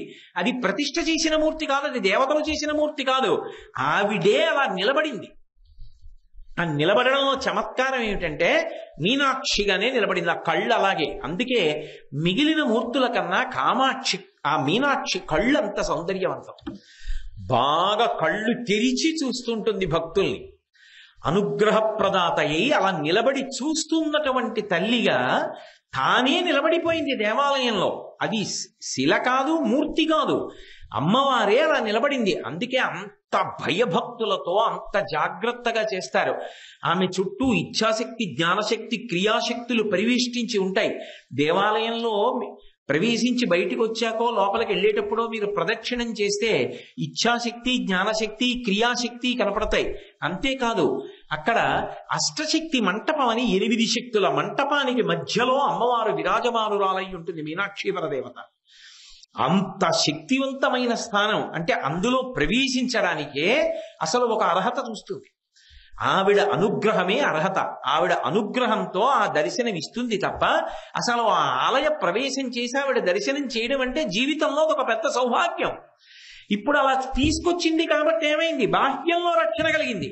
మధురైలో ఒకానొకప్పుడు ఇంద్రుడు వరుణుడు కలిసి శంకరుడి యొక్క అభిషేకం చూడడానికి వచ్చారు. రోజు అభిషేకం జరుగుతుంది, కానీ ఒక్క చైత్రమాసంలో ఉండేటటువంటి పౌర్ణమి నాడు మధురైలో సుందరేశ్వర స్వామికి జరిగేటటువంటి అభిషేకం వర్ణనాతీతం. అంత గొప్ప అభిషేకం అది. అంత గొప్ప అభిషేకం జరుగుతుంటే దాన్ని మొదట చూడడానికి అధికారం ఎవరిది అంటే మధురైని పరిపాలించేటటువంటి రాజు దర్శనం చేస్తాడు. ఒకప్పుడు దేవేంద్రుడికి కోరిక పుట్టింది, నేను కూడా వెళ్ళి సుందరేశ్వర స్వామి దర్శనం చేస్తానని. తాను బయలుదేరి భూమి మీదకు వస్తున్నాడు. వెనక వరుణుడు కూడా బయలుదేరాడు, నేను వస్తానన్నాడు. వెళ్ళారు. మొట్టమొదట ప్రభువుదే అధికారం ఇక్కడ దర్శనానికి. అందుకని పాండ్యరాజు నిలబడ్డాడు, వెనక ఇంద్రుడు నిలబడ్డాడు, వెనక వరుణుడు నిలబడ్డాడు. నిలబడితే మొదట రాజు దర్శనానికి వెళ్ళి దర్శనం చేసుకుని బయటికి వచ్చే లోపల ఇంద్రుడు నిలబడితే వరుణుడికి కోపం వచ్చింది. నువ్వు దేవేంద్రుడివి, నేను పశ్చిమ దిక్కుగా అధిపతిని, వరుణుణ్ణి, జలాధిదేవతని, మనిద్దరం బయట నించున్నాం. రాజు కేవలం ఒక మర్త్యుడు, భూలోకమనందు పుట్టినవాడు, ఈయన మొదటి దర్శనం చేస్తున్నాడు, ఏమిటి విశేషం అని అడిగాడు. ఇది మధురైలో మీనాక్షి పరదేవత కైలాసం నుంచి సుందరేశ్వరుణ్ణి కళ్యాణం చేసుకుని కిందకి దింపడం వల్ల మనుష్యులకి కలిగినటువంటి విశేషమైన అనుగ్రహం కాబట్టి వాళ్ళు చేస్తారు మొదటి దర్శనం. మనం చేయడం కుదరదు, ఆ తర్వాత చెయ్యాలన్నాడు ఇంద్రుడు. ఎందుకు నీకంత పిచ్చి? పైన శివలింగాలు లేవా? శివార్చన జరగదా? కిందకొచ్చి మధురైలోనే ఎందుకు దర్శనం అన్నాడు. ఈయనే ఒకనాడు నన్ను నా ఏనుక్కి వచ్చిన శాపాలు తొలగించాడన్నాడు. సరే, ఏదో ఉగ్గబట్టుకుని ఉన్నాడు కానీ వరుణుడికి ఇష్టం లేదు. అప్పటికే ఆయనకి కడుపులో నిప్పితో బాధపడుతున్నాడు కొంచెం. సరే, కొంతసేపు అయింది. ఇంద్రుడు దర్శనం చేసుకున్నాడు, వరుణుడు దర్శనం చేసుకున్నాడు, వెళ్ళిపోయారు. వరుణుడికి కడుపులో ఆ భావన, బాధ ఉండిపోయి, ఏమిటి పాండ్యరాజు ముందు దర్శనం చేసుకోవడం ఏమిటి, వెనక మనం ఉండిపోవడం ఏమిటని తాను జలములకు అధిదేవత కనుక సముద్రములన్నిటినీ ఆజ్ఞాపించాడు. వెంటనే సముద్రములన్నీ పొంగి మధురై మీద పడిపోండి. అన్ని సముద్రాలు కలిసి పొంగిపోయి వరుణుడి ఆజ్ఞకి బంతులు తేలిపోయినట్టుగా పర్వతములు కూడా పైకి తేలిపోయి ఆ ప్రవాహం మధురై మీదకి వచ్చేస్తాం. అప్పటికి అభిషేక పాండ్యన్ అని ఒక రాజు పరిపాలన చేస్తున్నాడు. ఆయన ఏం చెయ్యాలో అర్థం కాక గబగబా దేవాలయంలోకి వెళ్ళాడు. వచ్చేస్తోంది ప్రవాహం, పర్వతములను కూడా పైకి తీసిందన్నారు. తిన్నగా వెళ్ళి శంకరుడి దేవాలయంలో నేల మీద పడి ఆయనతో గొణిగాడు. శివ, మీరు తప్పెవరు రక్షిస్తారని. నేను మీతో మనవి చేసింది అదే మధురై గొప్పతనం. అమ్మవారి గొప్పతనం ఎక్కడ అంటే శంకరుణ్ణి కూడా తీసుకొచ్చి భూమి మీద నిలబెట్టింది. ఇప్పటికీ మధురైలో సుందరేశ్వరుడి దేవాలయంలోకి వెళ్ళి మన కష్టాన్ని గొణిగితే చాలు అంటారు. అందుకే విన్నాడు స్వామి. అలాగా అని వెంటనే శివలింగంలోంచి లేచి నిలబడి తన జటని పెరికి ఒక దెబ్బ కొట్టాడు. అందులోంచి 4 మేఘములు పుట్టాయి. మేఘమునకున్న లక్షణం ఏమిటి? సముద్రంలో ఉన్న ఉప్పు నీరు తాగి తీయటి నీరుగా మార్చి తీసుకొచ్చి వర్షిస్తుంది. మీరు వెళ్ళి ఆ వరుణుడేవో సముద్రాలన్నిటినీ పొంగమన్నట్ట, ఆ ప్రవాహం వస్తోందిట, తాగి ఇయ్యండి అన్నాడు. ఈ 4 మేఘములు వెళ్ళి ఆయన జటలోంచి పుట్టినవి ఆ సముద్రములలో ఉన్న నీరంతా తాగేసి మొత్తం నీరెండిపోయి వరుణుడికి కబురెళ్ళింది, నువ్వు పంపించిన సముద్రాలన్నీ ఎండిపోయాయి. సముద్రాలు ఎండిపోవడం ఏమిటి? ఇదేదో విచిత్రం, ఇది శివలీల కాదు. శివుడి సంగతి నేను చూస్తా. అంత గొప్పవాడా? ఒక్క మధురైని పాడు చేయడం కోసం నేను ప్రయత్నిస్తానని చెప్పి ఇంద్రుడి పక్కన స్నేహం ఉంది కాబట్టి మేఘములను పిలిచి మధురై నగరం అంతా మునిగిపోయే వరకు మీరు అలా వర్షిస్తూనే ఉండండి అని పంపించాడు. ఆయన ఆజ్ఞ బయలుదేరి వచ్చే మేఘాలు. మళ్ళీ రాజుగారు వెళ్ళి శివాలయంలో పడి వేడుకున్నాడు, శంకరా మీరే కాపాడాలి. మళ్ళీ బ్రహ్మాండమైనటువంటి మేఘాలు వరుణుడి యొక్క ఆదేశం మేరకు వచ్చే మధురై అంతా కూడా మునిగిపోయే వరకు వర్షాలు పడతాయి. శంకరుడు చూసి ఇత పూర్వం తన జట ఒకటి కొట్టినప్పుడు ఏర్పడిన 4 మేఘములను పిలిచి అన్నాడు, ఈసారి మీరు మధురై నగరాన్నంతటినీ ఆచ్ఛాదించండి. ఇంటి మీద కప్పు ఎలా ఉంటుందో, ఎంత వర్షం పడ్డా లోపలికి రాదో అలా మధురై నగరాన్ని మీ నలుగురు వెళ్ళి ఆచ్ఛాదించండి. ఒక వాన చినుకు పడడానికి వీల్లేదు మధురైలో. అవి 4 కూడా పైన ఆచ్ఛాదనగా నిలబడ్డాయి. అలా మబ్బులు కురుస్తూనే ఉన్నాయి. కురిసిన నీరు ఏమైపోయిందో ఎవరికీ తెలియదు. మధురైలో ఎవరి పని వాళ్ళు చేసుకుంటున్నారు. చక్కగా మబ్బులు పడిన వర్షాలన్నింటినీ తాగేస్తున్నాయి. 2 రోజులైంది, 3 రోజులైంది. గోవింద పట్టాభిషేకంలో 7 రోజులు ఇంద్రుడు వాన కురిపించినట్టే అయిన తర్వాత వరుణుడు అడిగాడు, ఏమైంది మధురై అన్నాడు. ఏమైంది మధురై? ఎవడి పని వాడు చేసుకుంటున్నాడు చూడన్నాడు. పైనుంచి చూశాడు, చక్కగా ఉంది హాయిగా. అదేమిటి వర్షం పడుతోంది కదా, మబ్బులు ఎక్కడ అన్నాడు. ఇత పూర్వం నువ్వు పంపించిన సముద్రాల్ని ఏ పరమశివుడి యొక్క జటాజూటంలోంచి కొట్టినప్పుడు ఉత్పన్నమైన 4 మేఘములు తాగేశాయో ఆ 4 మేఘములే ఇప్పుడు కూడా ఆచ్ఛాదించి మధురైని కాపాడుతున్నాయి. అది శివానుగ్రహం అన్నారు. అప్పుడు బుద్ధి తెచ్చుకొని పరుగు పరుగున వెళ్ళి సుందరేశ్వర స్వామి వారి పాదముల మీద పడి క్షమాపణ చెప్పి తన అధికారం నిలబెట్టమని వేడుకున్నాడు. అందుకే ఇప్పటికీ కూడా వాంగ్మయంలో మధురైకి ఒక విచిత్రమైన పేరుంది, 4 కప్పుల నగరము అని పిలుస్తారు. ఎందుకని అంటే 4 మేఘములు కప్పుగా నిలబడ్డాయి కాబట్టి, అచ్చూరుగా ఆచ్ఛాదనగా నిలబడ్డాయి కాబట్టి 4 కప్పుల నగరం మధురై అని పేరు ఇప్పటికీ. అంటే రక్షణ కొరకు శంకరుణ్ణి భూమి మీదకి దింపింది ఆవిడ మంగళసూత్రం కట్టించుకుని. ఆయన కట్టలేదు, ఆవిడ కట్టించుకుంది. ఎవరితో? కాముణ్ణి కాల్చిన వాడితో కట్టించుకుంది. కాబట్టి మనకి తండ్రి దొరికాడు, సృష్టి లభించింది. ఇది ఆమె యొక్క విజయం. కాబట్టి ఆ తల్లికి మనందరం రుణపడి ఉన్నాం. ఆ మీనాక్షి పరదేవత, ఆ కాంతి, ఆ పేరు కనపడగాని ఆ కేయూరహారోజ్వలాం, ఆ కేయూరములు హారముల గురించి వినపడగానే ఆమెతో మనకి ఉన్న అనుబంధం, ఆవిడ మన తల్లి, ఆవిడ అనుగ్రహం లేని నాడు మన బ్రతుకు లేదు. ఆమె శంకరుణ్ణి కూడా మన కొరకు కిందకి దింపినటువంటి తల్లి అని 2 చేతులెత్తి నమస్కరించడం కోసమని జగద్గురువులైనటువంటి శంకరాచార్యుల వారు మొట్టమొదట ఈ విశేషాల్ని శ్లోకాల్లోకి తీసుకొచ్చారు. అందుకని ఉద్యద్భాను సహస్ర కోటి సదృశాం కేయోరహారోజ్వలాం బింబోష్ఠీం. బింబోష్ఠీం అంటే బింబఫలం అంటే దొండపండు. ఎర్రటి దొండపండు ఎలా ఉంటుందో అమ్మవారి యొక్క పెదవి అలా ఉంటుంది. అధరం అంటారు, అంటే కింది పెదవి, పై పెదవి గురించి కాదు మాట్లాడుతున్నది. కింది పెదవి అంత ఎర్రగా ఉంటుంది అని. అయితే ఇక్కడ మీరు ఒక్క విషయాన్ని బాగా జ్ఞాపకం పెట్టుకోవాలి. దీని గురించిన ప్రస్తావన ఎందుకు వస్తుంది అంటే, అమ్మ అన్న భావనతో ఆ అమ్మవారి యొక్క రూపాన్ని వర్ణించేటప్పుడు శంకర భగవత్పాదులు ఒక బాలుడిగా నిలబడి పరమ వైభవోపేతమైన స్తోత్రాన్ని మనకి అందించారు. తర్వాత మీరు కొంచెం జాగ్రత్తగా గమనించగలిగితే ధ్యానమునందు ఒక విశేషం ఉంటుంది. ఏమిటా విశేషం అంటే, మాతృత్వాన్ని ధ్యానంలో భక్తుడు ఎక్కడ అనుభవిస్తాడో తెలుసా? అమ్మవారి కింది పెదవి దర్శనంలో అనుభవిస్తాడు. ఎలా అంటే, పరమ ప్రేమ కలిగిందనుకోండి, అమ్మ ఏం చేస్తుంది? ఏదో ఒకటి పెడు, తినరా నాన్న అంటుంది. అమ్మ అంటేనే పెట్టడం కదండి, తినమంటుంది. బిడ్డకి ప్రేమ కలిగిందనుకోండి, ఏం చేస్తాడు? అమ్మ తాగమ్మా, అమ్మ తినమ్మా అంటాడు, నైవేద్యం పెడతాడు. అమ్మవారు ఏం చేయాలి? నేనేదో ఇంత తేనె పట్టుకెళ్ళి పెట్టి, అమ్మ తాగమ్మా, అమ్మ తాగమ్మా, అమ్మ మీనాక్షి ఈ తేనె తాగమ్మా, నాకున్నని పెట్టానమ్మా అన్నాను అనుకోండి, మరి ఆవిడ ఉద్యద్భాను సహస్ర కోటి సదృశాం, ఆ అరుణ కాంతి కారుణ్యము అని చెప్పాను నేను. అంత ప్రేమ ఉన్న తల్లి ఏం చెయ్యాలి? తాగాలా వద్దా? ఇప్పుడు ఆవిడ నేను ఇచ్చినటువంటి తేనె పాత్ర పట్టుకుని తాగుతోంది. ఆవిడ తాగుతున్నప్పుడు పై పెదవి కనపడుతుందా, కింది పెదవి కనపడుతుందా? నాకు ఆవిడ తాగుతున్నప్పుడు ఆవిడ కింది పెదవి కనపడుతుంది. తాగుతోంది అనడానికి గుర్తు ఏమిటంటే, ఆ కింది పెదవి పాత్రకి కిందకు వస్తుంది. దాన్ని నేను ఇంకంత వర్ణించవలసిన అవసరం ఏముందండి? రెండు కంఠంలో గుటక పడినట్టుగా తెలుస్తుంది. దీని చేత మనసు గొప్ప ఆర్ద్రతని పొందుతుంది. నా తల్లి స్వీకరించింది. భావనామాత్ర సంతుష్టాయై నమో నమః.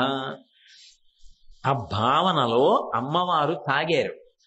అమ్మ కడుక్కో అని కొంచెం నీళ్లు ఇచ్చినప్పుడు ఆవిడ ఏవి తడుపుకుంటుంది? పెదవులు తడుపుకుంటుంది. మళ్ళీ పొడిబట్ట ఇచ్చినప్పుడు పెదవులు తుడుచుకుంటుంది.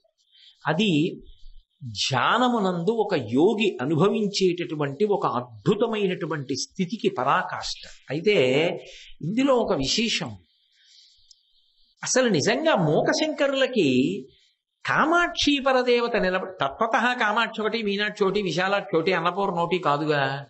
మూకశంకరులకి కామాక్షి పరదేవత యొక్క క్రింది పెదవిని చూశారు, అధరాన్ని, ఆ ఎర్రటి దొండపండు లాంటి పెదవిని. ఆయన శ్లోకం చెప్పవలసి వచ్చింది. అసలు ఆయనకి అలాంటి శ్లోకం ఎలా వచ్చిందో ఆశ్చర్యం. ఆర్యాశతకంలో అమ్మవారి యొక్క పెదవి గురించి ఆయన ఒక శ్లోకం చేశారు. కలమంజుల వాగనుమిత గళపంజర గత శుకగ్రహ ఉత్కంఠ్యాత్ అంబరదనాంబరంతే బింబఫలం శంబరారిణాన్యస్తం అన్నారు ఆ శ్లోకంలో. శంబరారి అంటే శంబరాసురుడు అనేటటువంటి రాక్షసుడిని వధించిన వాడు మన్మథుడు. మన్మథుడికి ఒక వాహనం ఉంది. మనకి దేవతలందరికీ వాహనాలు ఉంటాయి. మన్మథుడికి ఒక వాహనం ఉంది. ఏదా వాహనం అంటే చిలక. ఇప్పటికీ మీరు కాంచీపురం ఏకాంబరీశ్వరుడి దేవాలయానికి వెడితే ఏకాంబరీశ్వర దేవాలయంలో అద్దాల మంటపం ఉంటుంది. ఏకాంబరీశ్వర దేవాలయ అద్దాల మంటపానికి ఒక విచిత్రం ఉంది. అక్కడ ఎన్ని శివాలయాలు ఉన్నాయో చెప్పడం ఎవరికీ సాధ్యం కాదు అని. అన్ని శివాలయాలు. కాంచీపురం వెడితే ఇన్ని శివాలయాలు దర్శనం చేసిన ఫలితం ఎలా అంటే, ఏమన్నారంటే, ఏకాంబరీశ్వర దేవాలయంలో ఉన్నటువంటి అద్దాల మంటపంలో ఊయలలో పడుకున్నటువంటి కామాక్షి ఏకాంబరేశ్వరుల మూర్తుల్ని చూసి అద్దంలోకి అటు ఇటు చూస్తే కాంచీపురంలో ఉన్న శివాలయాలన్నీ వాడు ఆ రోజు దర్శనం చేశాడని వాడి ఖాతాలో వేసేయమన్నారు. అయితే చిత్రం ఏమిటో తెలుసా? అద్దాల మంటపంలో ఏకాంబరీశ్వరుడు కామాక్షి పడుకున్న గది ముందు స్తంభాలుంటాయి. ఆ స్తంభాలలో చిలకల మీద రతీమన్మథులు ఉంటారు. చూసి తీరాల శిల్పాన్ని. అక్కడ ఇక్షుదండాన్ని పట్టుకొని ఆ ధన పౌష్పం మౌర్వీ మధుకరమయీ పంచవిశిఖ, ఇక్షుదండం పట్టుకుంటాడు. ఆ పూలతో చేయబడినటువంటి ధనస్సుని కూడా పట్టుకుంటాడు, ఆ పూల బాణాలు వేస్తుంటాడు. ఆ తుమ్మెదలతో చేసినటువంటి వింటి నారి ధన పౌష్పం మౌర్వీ మధుకరమయీ పంచవిశిఖ. పూల ధనస్సు, వింటినారి తుమ్మెదలతోటి పూల బాణములు మన్మధుడివి. ఆ చిలకల మీద కూర్చుని రతీ మన్మధులిద్దరూ ప్రయాణం చేస్తూ ధనస్సుకి ఎక్కువ పెట్టి బాణాలు వేస్తున్నటువంటి సన్నివేశం చెక్కబడి ఉంటుంది. అది నిజంగా ఎంత గొప్పగా చెక్కాడురా అనిపిస్తుంది. అలాగే మధురైలో కూడా కొన్ని విశేషాలు ఉన్నాయి, మీ చేత ధ్యానం చేయిస్తాయి అవి. ఒక సామాన్యమైనటువంటి స్త్రీ బిడ్డల్ని పోషించుకోవడానికి చేత్తో ఒక బుట్ట పట్టుకొని ఆమె ఏదో అందులోకి కొన్ని గింజలు పట్టుకొని అమ్మకం కోసం వెళుతూ ఉంటుంది. ఆ వచ్చిన డబ్బులతో పిల్లల్ని పోషించాలి. ఆమె దగ్గర 6 పిల్లలు ఉంటారు. 6 పిల్లలు ఆ శిల్పంలో ఎక్కడున్నారో చూపించడానికి మీకు 1 గంట సేపు పడుతుంది. 1 గంట పడుతుంది. ఇలా చూడగానే తెలియదు అసలు. అలా తెలియడానికి వీలు లేకుండా చెక్కాడు శిల్పి. మీరు ఎంతో జాగ్రత్తగా వెతికితే దొరుకుతారు 6 పిల్లలు. ఇదిగో 6 పిల్లల తల్లి, అందుకు బుట్ట పట్టుకుని ఎడుతోంది అన్నం సంపాదించుకొచ్చి పిల్లలకి పెట్టుకోవడానికి అని చెప్పడానికి. అయితే విచిత్రం ఏంటంటే గోరు కొద్దిగా పెరిగిన గోరు, కొద్దిగా తరిగిన గోరుతో సహా శిల్పాలు అంత గొప్పగా చెక్కాడు శిల్పకళ.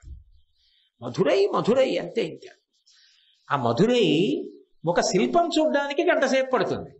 అంటే మధురై చూడడానికి ఎన్నాళ్ళు పడుతుంది? అసలు నిజంగా మధురై ఎంత అనుభవించాలంటే అంత గొప్ప మధురై. కాబట్టి మన్మధుని యొక్క వాహనం చిలుక. మళ్ళీ వెనక్కి రండి, నేనేదో ఏకాంబరేశ్వరుడు, దేవాలయం, స్తంభం, చిలకలు ఇవన్నీ చెప్పాను. ఆ చిలక ఓసారి తప్పిపోయింది. వాహనాలు కూడా ఒక్కొక్కసారి వెళ్ళిపోతుంటాయి కదండి, ఎవరో పట్టుకుపోతుంటారు. మన వాహనం అనుకోండి, దానంతటది వెళ్ళిపోదు. నేనేదో దాన్ని ప్రారంభం చేసి ఎక్కి వెళ్ళిపోతే వెళ్తుంది తప్ప, దాన్ని ఎత్తుకుపోవాలంటే ఇంకోటి ఎవరో దాన్ని తీసుకుపోవాలంతే తప్ప. కోటేశ్వరరావు ఎలాగో ఇవాళ రాత్రి ఇంట్లోకి వెళ్ళిపోయాడు, రేపు పొద్దున 10 గంటలకు కానీ కిందకి రాలే. మళ్ళీ ఈలోగా నేను అలా మా చుట్టాలింటికి వెళ్ళొస్తానని అదేం వెళ్ళదుగా. వాహనం తనంత తాను వెళ్ళిపోదు. కానీ దేవతల వాహనాలు అలా కాదు, అవి ప్రాణంతో ఉంటాయి. అందుకని అది ఎటు వెళ్ళిపోయిందో ఒకసారి. చిలక కనపడలేదు. వెతుక్కుంటూ తిరుగుతున్నాడు మన్మధుడు. ఆ చిలకని పిలుస్తూ తిరుగుతున్నాడు. ఒక చోట చిలక పలుకు అంటారు కదా, అలా తన చిలక పలుకు లాంటి పలుకు ఒకటి వినపడింది. ఎక్కడ? కలమంజుల వాగనుమిత గళపంజర గత సుఖగ్రహ ఉత్కంఠ్యాత్. అమ్మవారి మేడ. ఆ మేడలో అమ్మవారి దగ్గరికి వెళ్ళాడు. వెళితే అమ్మవారి ఏదో అవ్యక్త మధుర ధ్వని, అంటే అది మాట కూడా కాదు, హా అన్నట్టుగా అంది. అంటే అది తన చిలక పలుకే అని అర్థమైంది. తన చిలక ఎక్కడుంది ఇప్పుడు? పంజరంలో దాచేశారు. పట్టుకున్న వాళ్ళు ఏం చేస్తారు? పంజరంలో పెట్టేస్తారు. ఏ పంజరంలో పెట్టేసింది అమ్మవారు? తన కంఠంలో పెట్టేసుకుంది. ఇప్పుడు అమ్మవారి కంఠం అనేటటువంటి పంజరంలో మన్మధుడి చిలక కూర్చుని చిలక పలికితే ఎలా ఉంటుందో ఆవిడ పలుకు అలా ఉంది. ఇప్పుడు అమ్మ, నా చిలకని నీ కంఠంలో పెట్టేసుకున్నావు, నా చిలక నాకు ఇచ్చేయంటే నేను నీ దొంగతనం చేశానా అంటుంది. పైగా మహాభక్తుడు మన్మధుడు. అలా ఎలా అడుగుతాడు అమ్మవారిని? అడగలేడు. అలాగని అడగకుండా ఊరుకుంటే వాహనం లేదు. దేవతలు మళ్ళీ ఇంకో వాహనం తెచ్చుకోవడాలు అలా ఉండవు వాళ్ళకి. అందుకని ఎలా ఇప్పుడు ఆ వాహనం మళ్ళీ ఎలా సమకూర్చుకోవాలి, ఎలా బయటికి తెప్పించాలి ఆ వాహనాన్ని ఆలోచన చేశాడు. ఓ పని చేద్దాం, చిలక్క అత్యంత ప్రీతిపాత్రమైంది ఏంటి? దొండపండు ఎర్రగా ఉంటుంది. దొండపండు అక్కడ పెట్టారనుకోండి, చిలక చటుక్కుని వచ్చి కొరుకుతుంది. ఇప్పుడు తన చిలక ఎదురుగుండా కనపడింది అనుకోండి, అమ్మ నా చిలకని ఇచ్చేవా నచ్చి చూపించి. అందుకని ఆయన ఏం చేశాడంటేట, మన్మధుడు ఒక ఎర్రటి దొండపండు తీసుకొచ్చి ఇక్కడ పెట్టేట అమ్మవారికి. అదే అమ్మ నీ పెదవయింది. ఎందుకంటే మన్మధుడు తన చిలకని బయటికి తెచ్చుకోవాలనుకున్నాడు. నిజానికి చిలక లేదు కంఠంలో. ఆవిడ కంఠంతో మాట్లాడితే మన్మధుడి వాహనమైన చిలక పలుకులా ఉంటుంది. ఇది మాట కాదు, ఒక ధ్వని. హా అందనుకోండి, అది అంత మధురంగా ఉంటుంది అని మూకశంకరులు అమ్మవారి యొక్క క్రింది పెరివి గురించి అంత గొప్ప వర్ణన చేశారు.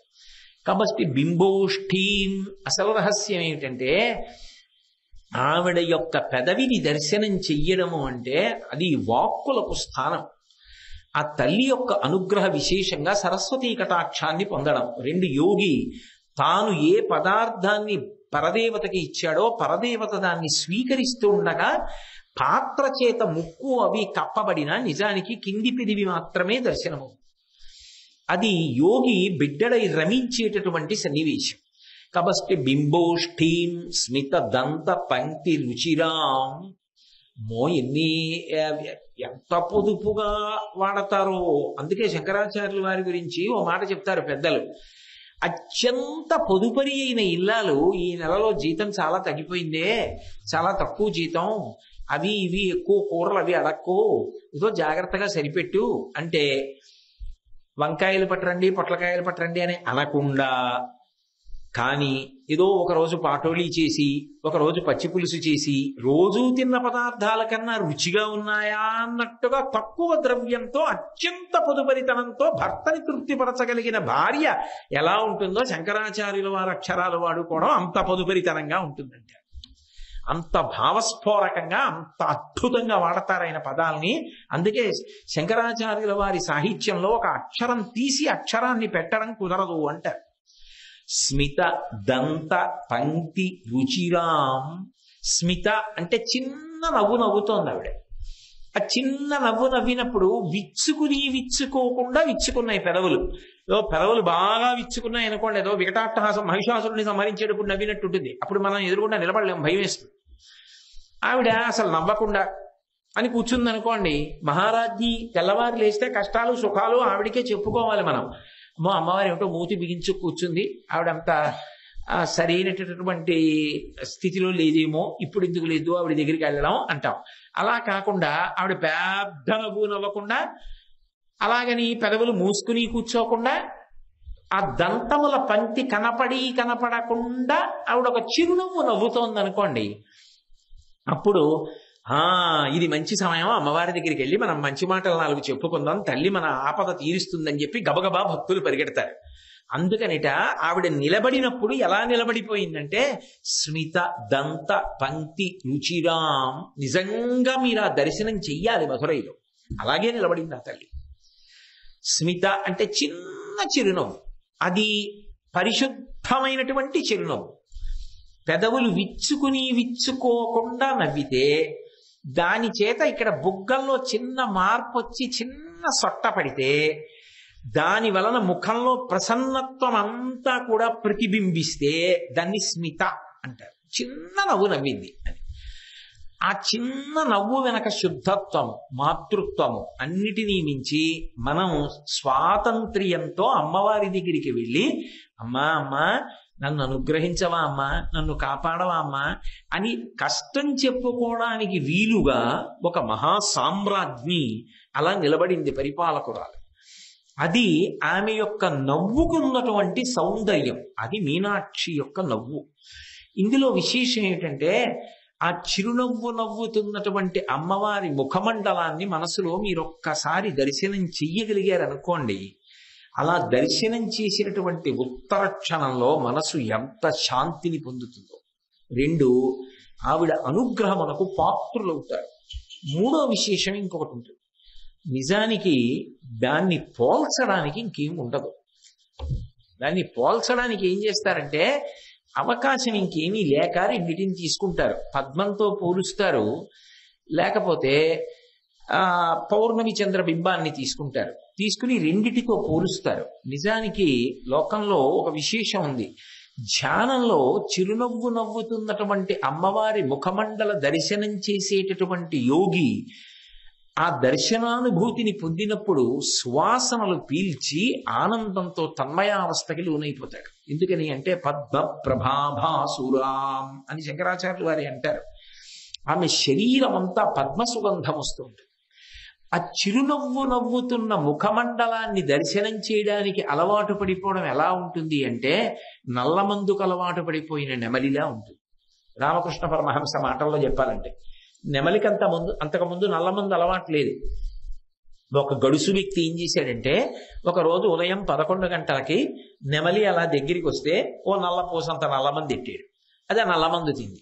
ఆ నల్లమందు నాడీ మండలానికి ఉత్ప్రేరకంగా పనిచేయడానికి అలవాటు పడింది. మరునాడు 11 అయ్యేటప్పటికీ ఇంకా అది ఉండలేకపోయింది. గబగబా వచ్చి మళ్ళీ ఆ నల్లమందు కోసం చుట్టూ తిరిగింది. ఇంకా వారం రోజులు తిన్న తర్వాత ఇంకా దాని పరిస్థితి ఎలా ఉంటుందో నేనేం చెప్పక్కర్లేదు, మీకు తెలుసు. ఆ నల్లమందు లేకపోతే అది బతకలేదు.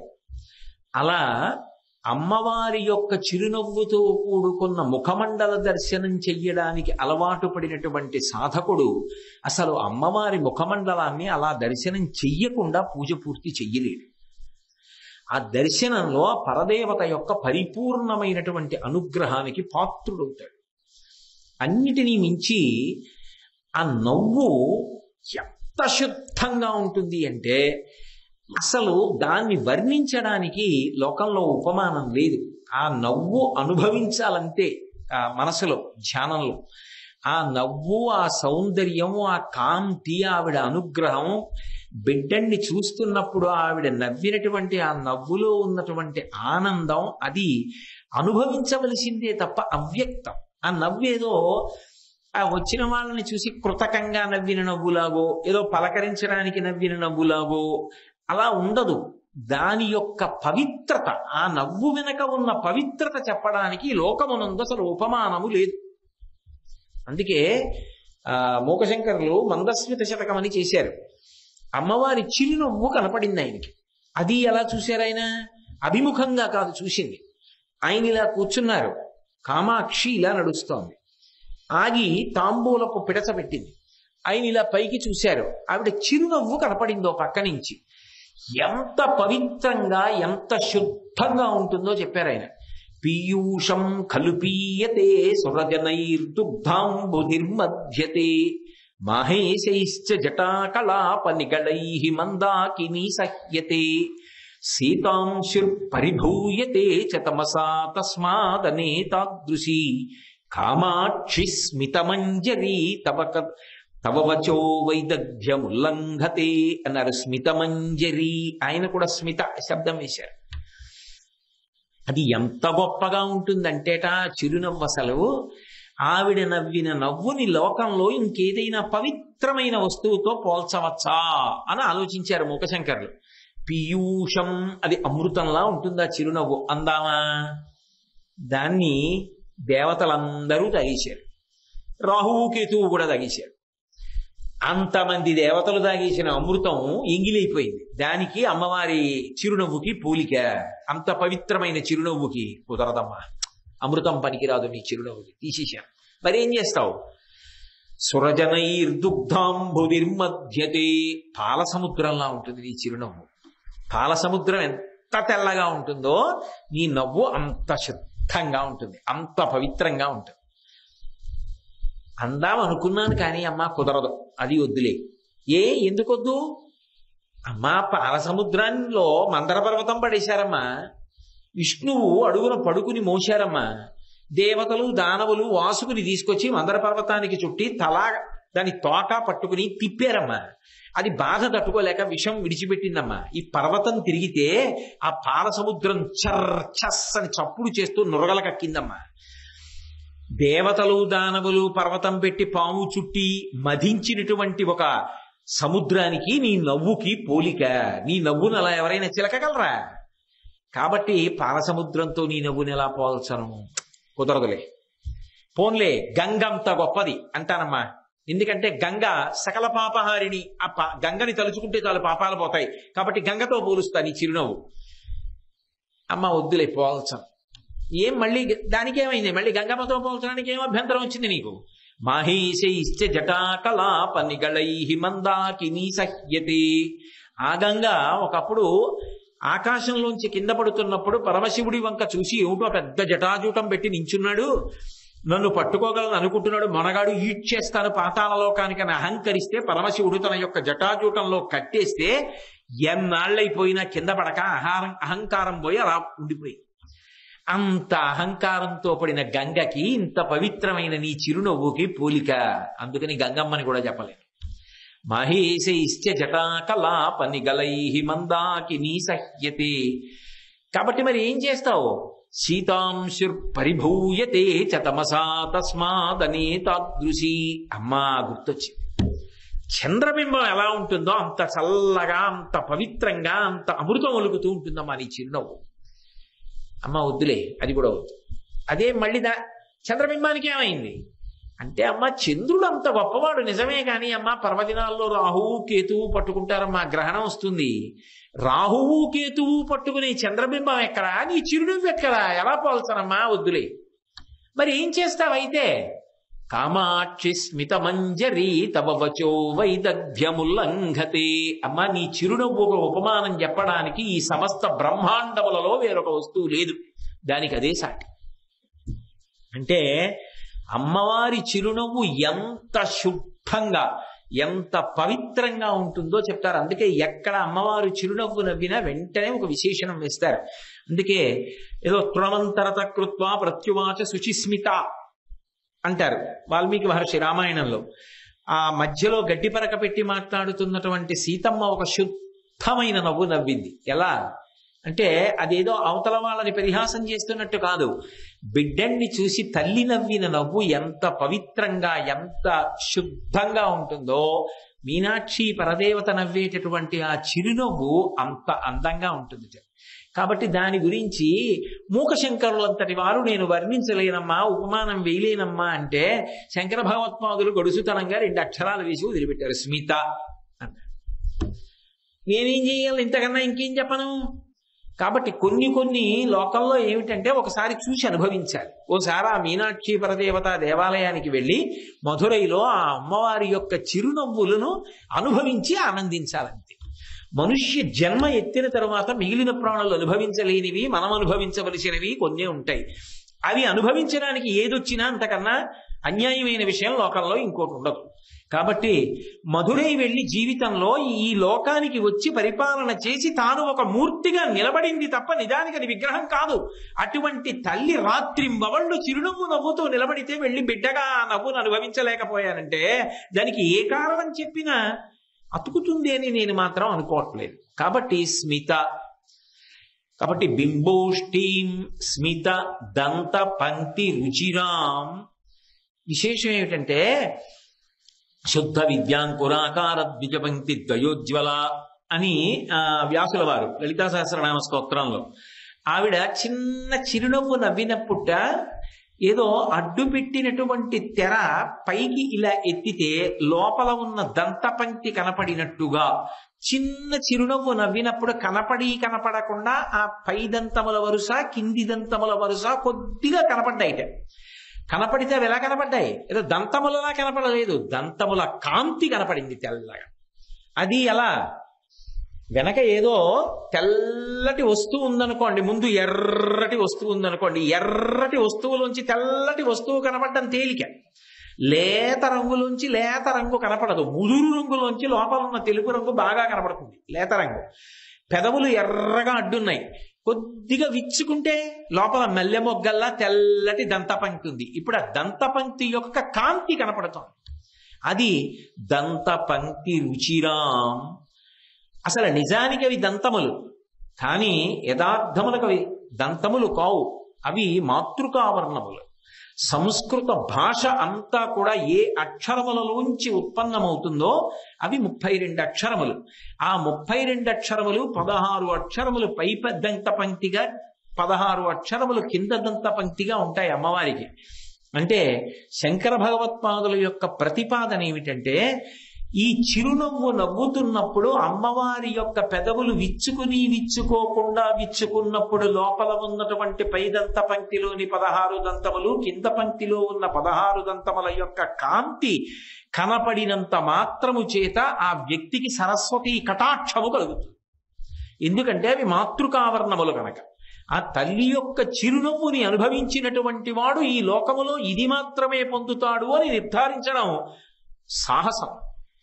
ఆ తల్లి ఏదైనా కటాక్షించగలదు చిరునవ్వుతో. అందుకే అంత గొప్ప చిరునవ్వు కలిగినటువంటి తల్లి అని చెప్పడం కోసం బింబోష్ఠీం స్మితదంత పంక్తి రుచిరాం పీతాంబరాలంకృతాం. సాధారణంగా అమ్మవారు అనేటప్పటికీ మనం ఎర్రటి బట్ట కట్టుకున్నటువంటి తల్లిగా ఊహ చేస్తాం.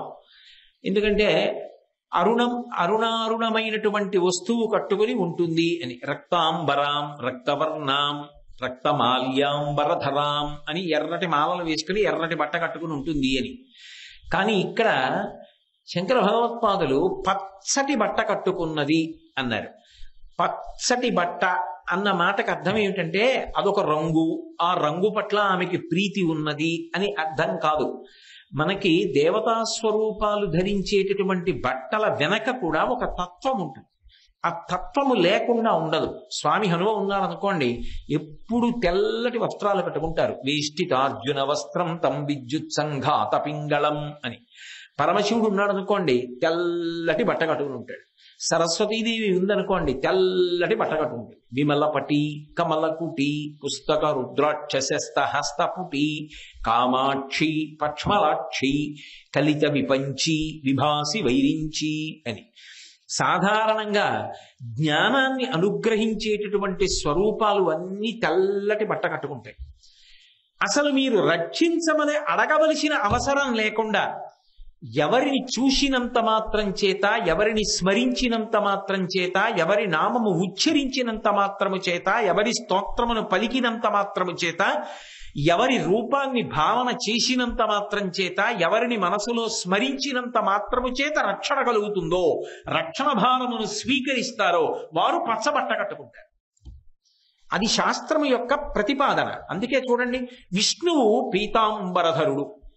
అందుకే శాంతాకారం భుజగశయనం పద్మనాభం సురీశం విశ్వాధారం గగనసదృశం మేఘవర్ణం శుభాంగం లక్ష్మీకాంతం అని ఆయన్ని వర్ణిస్తూ పీతాంబరధరం, పసుపచ్చటి బట్ట కట్టుకుని ఉంటాడు అంటారు. ఎందుకని అంటే స్వామి నన్ను రక్షించండి అని అడగవలసిన అవసరం లేదు.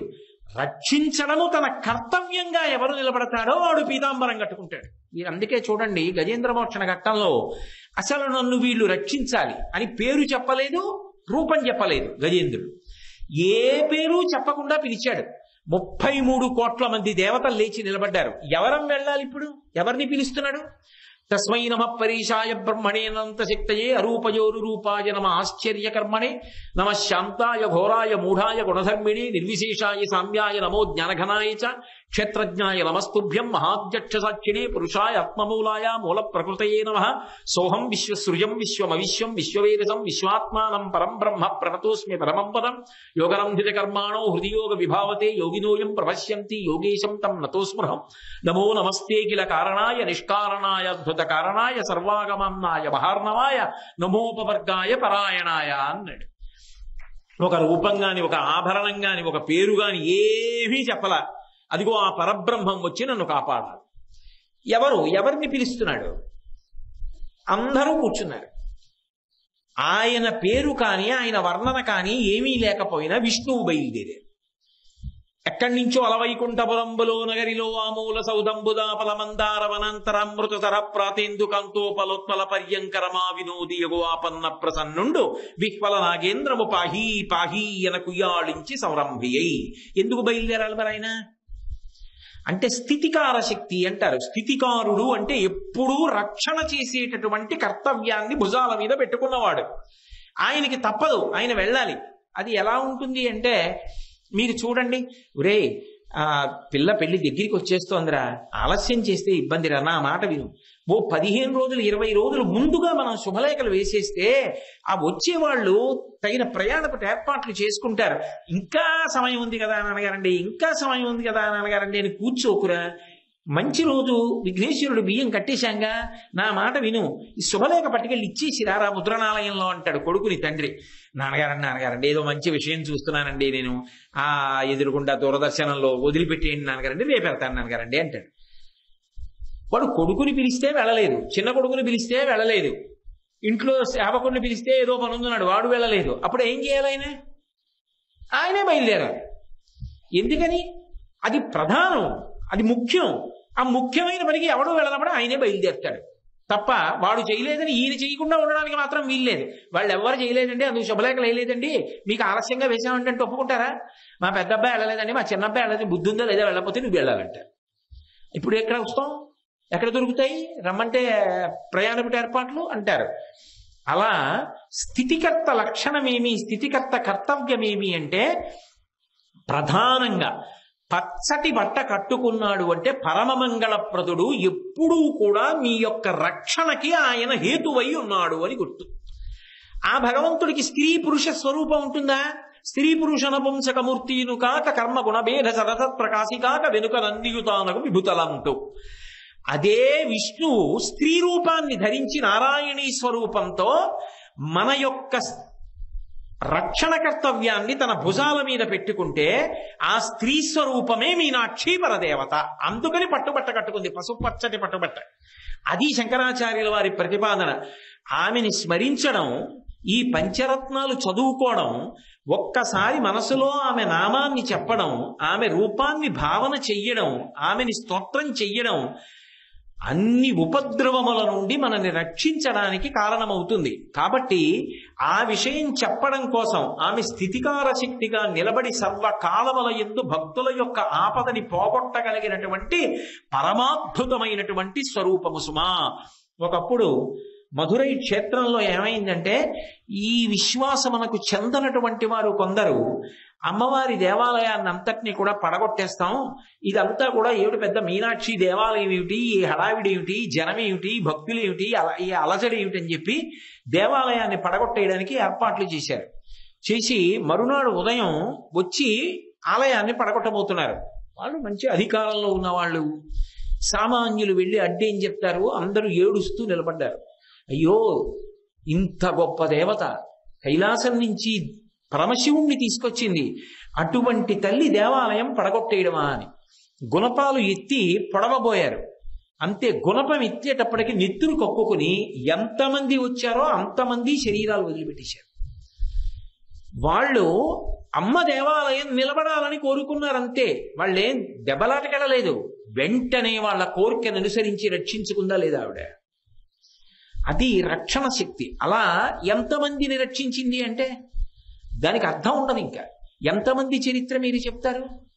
మీనాక్షి అనుగ్రహాన్ని పొందినటువంటి వారి యొక్క జీవితాలు ఎన్ని కోట్లు ఉన్నాయో, ఈ క్షణంలో ఆ తల్లి ఎంతమందిని అనుగ్రహిస్తోందో.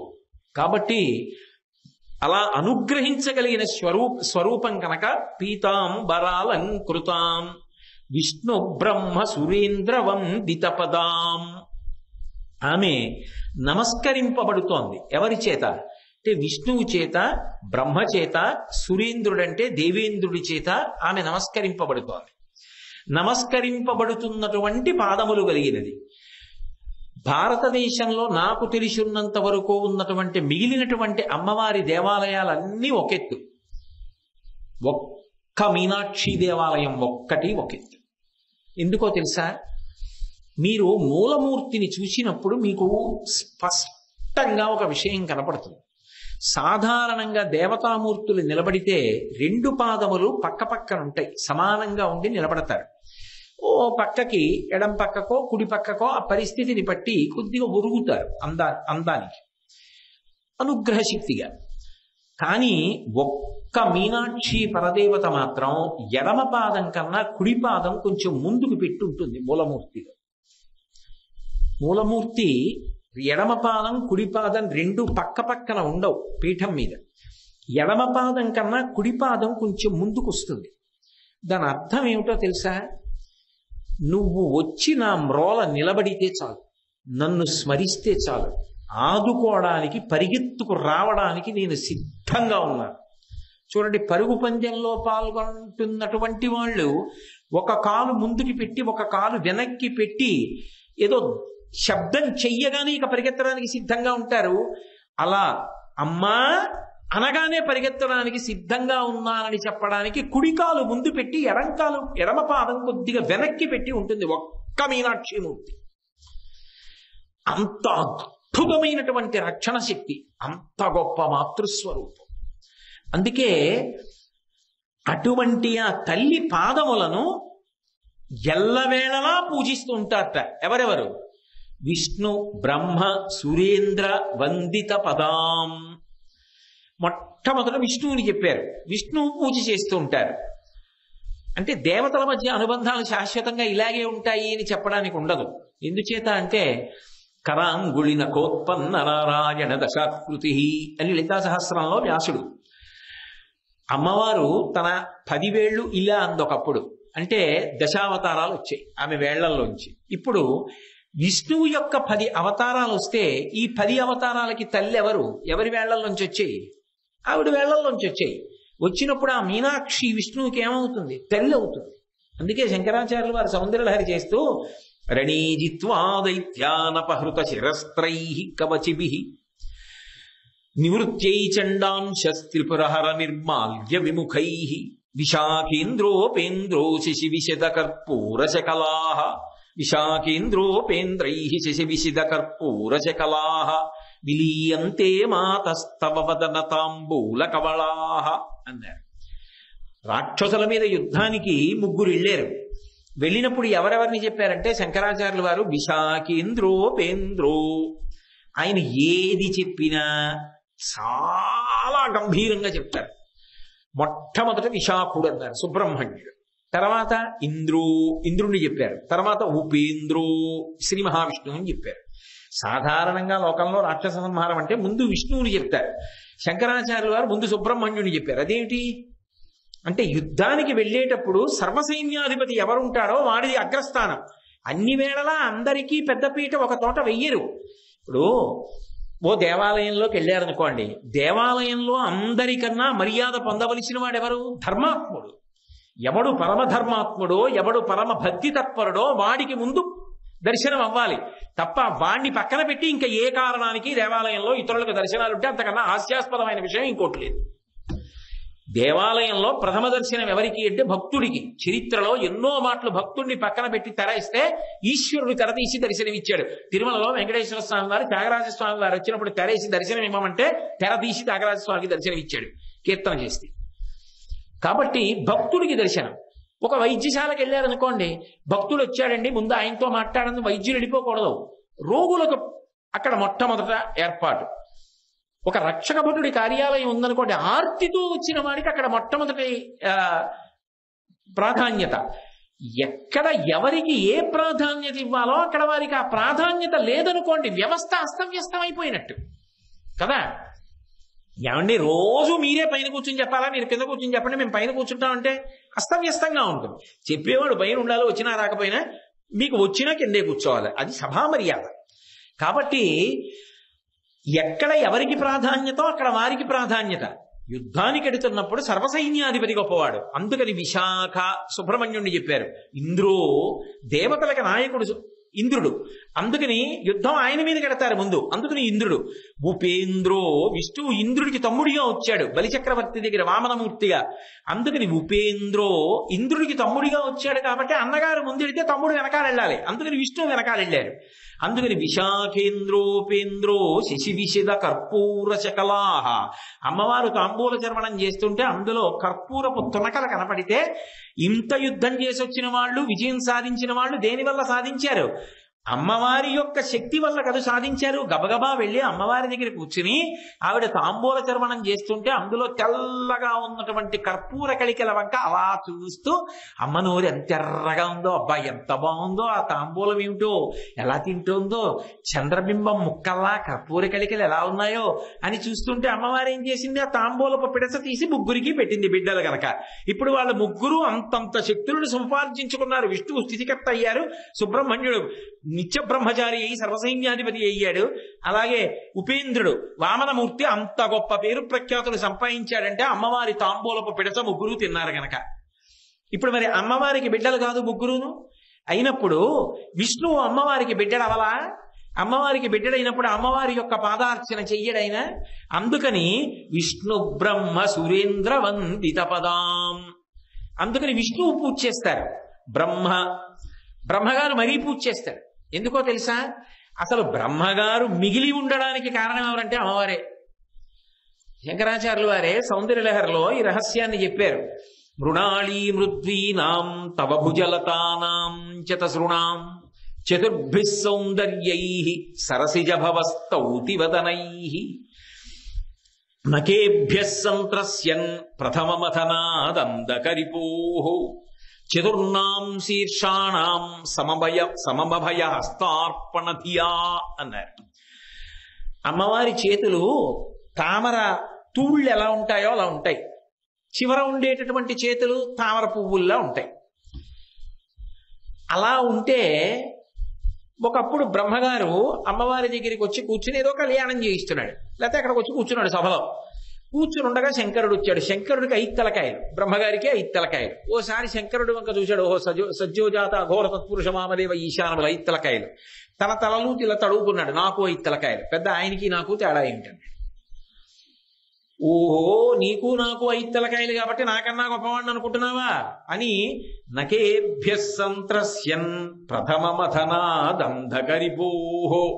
అంధకుని శత్రువు అయినటువంటి పరమశివుడు ఏం చేశాడంటే ఏదో త్రిశూలం చేసి పెద్ద యుద్ధం చేయలేదు.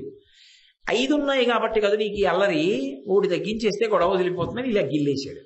గిల్లేస్తే తలకాయ తీసేసేవాడు మిగిలినవి గెలడం లెక్కేమిటి? వాడు మొక్కజోలికి వెళ్ళనీయకూడదు. మొక్కజోలికి వెళ్ళి గెలడం మొదలెట్టాడు అనుకోండి, ఒక్క మొగ్గే గిల్లుతాడని ఏమైనా ఉందా? ఒకటి గిల్లినవాడు ఎన్నైనా గిల్లుతాడు. కాబట్టి ఒకటి గిల్లేశాడు, ఆ 4 వదిలేస్తాడని నమ్మకం. అందుకని వెంటనే బ్రహ్మగారు అన్నారట, చతుర్భిస్ సౌందర్యం సరసిజ భవస్తౌతి వదనై. వెంటనే అమ్మవారి వంక చూశాట. అమ్మ నీకు నాకు అనుబంధం ఉంది. నేను తామర పువ్వులోంచి పుట్టాను, నీ చేతులు తామర పువ్వుల్లో ఉంటాయి, కాబట్టి మన ఇద్దరికి అనుబంధం లేదు, కాపాడమ్మా అని మిగిలిన 4 తలకాయలు తీసుకెళ్లి అమ్మవారి 4 చేతుల కింద పెట్టేట. శంకరుడు గిల్లుదామని ఇలా చూశాడు, అమ్మవారి చేయి తగిలింది, నవ్వి ఊరుకున్నాడు. అమ్మవారి 4 చేతులు ఆ బ్రహ్మగారి మిగిలిన 4 తలకాయల మీద పెట్టింది కాబట్టి మిగిలే ఆ 4. చతుర్నాం శీర్షాణం సమభయ హస్తార్పణ ధియా. మీకేం భయం లేదు అని తల మీద చేయబెట్టాను అనుకోండి, అభయం ఇచ్చానని గుర్తు. అమ్మవారు 4 చేతులు బ్రహ్మగారి 4 తలల మీద పెడితే నేను అభయం, నీకేం బెగలేదు అంది. శివుడు చూశాడు, ఎలా గిల్లేస్తాడు, ఊరుకున్నాడు. కాబట్టి బ్రహ్మగారు అప్పటి నుంచి మహాభక్తుడు అమ్మవారికి. కాబట్టి ఇప్పుడు ఆ విష్ణువుతో పాటుగా బ్రహ్మగారు కూడా పూజ చేస్తున్నాడు. వీళ్ళిద్దరూ కాకుండా సురేంద్రో, దేవేంద్రుడు కూడా అమ్మవారి ఎప్పుడూ పూజ చేస్తూ ఉంటాడు. ఎందుకంటే అమ్మవారి మహాభక్తుల్లో దేవేంద్రుడు ఒకడు. కఠోపనిషత్తులో దానికి సంబంధించి ఒక ప్రత్యేకమైనటువంటి కథే ఉంది. ఇంద్రుడు ఒకప్పుడు రాక్షసుల మీదకి యుద్ధానికి వెళ్ళి రాక్షసులందరినీ గెలిచి తిరిగి వచ్చి శ్రీకాళహస్తి పక్కన ఉన్నటువంటి వన ప్రాంతంలో దేవతల్ని పెట్టి కూర్చున్నాడు.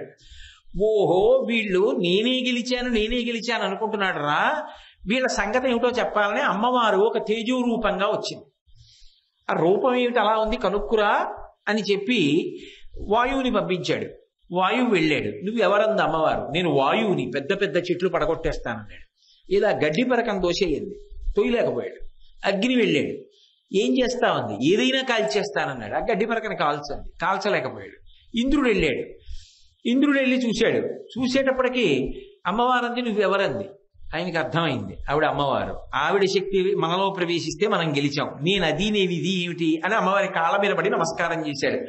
ఉమా అంటారు ఆ స్వరూపాన్ని.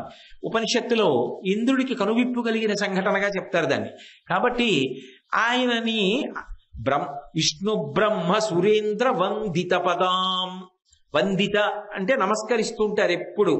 ఆ ముగ్గురు కూడా అమ్మవారి పాదముల మీద కిరీటముల యొక్క కాంతులు పడేటట్టుగా నమస్కరిస్తూ ఉంటారు.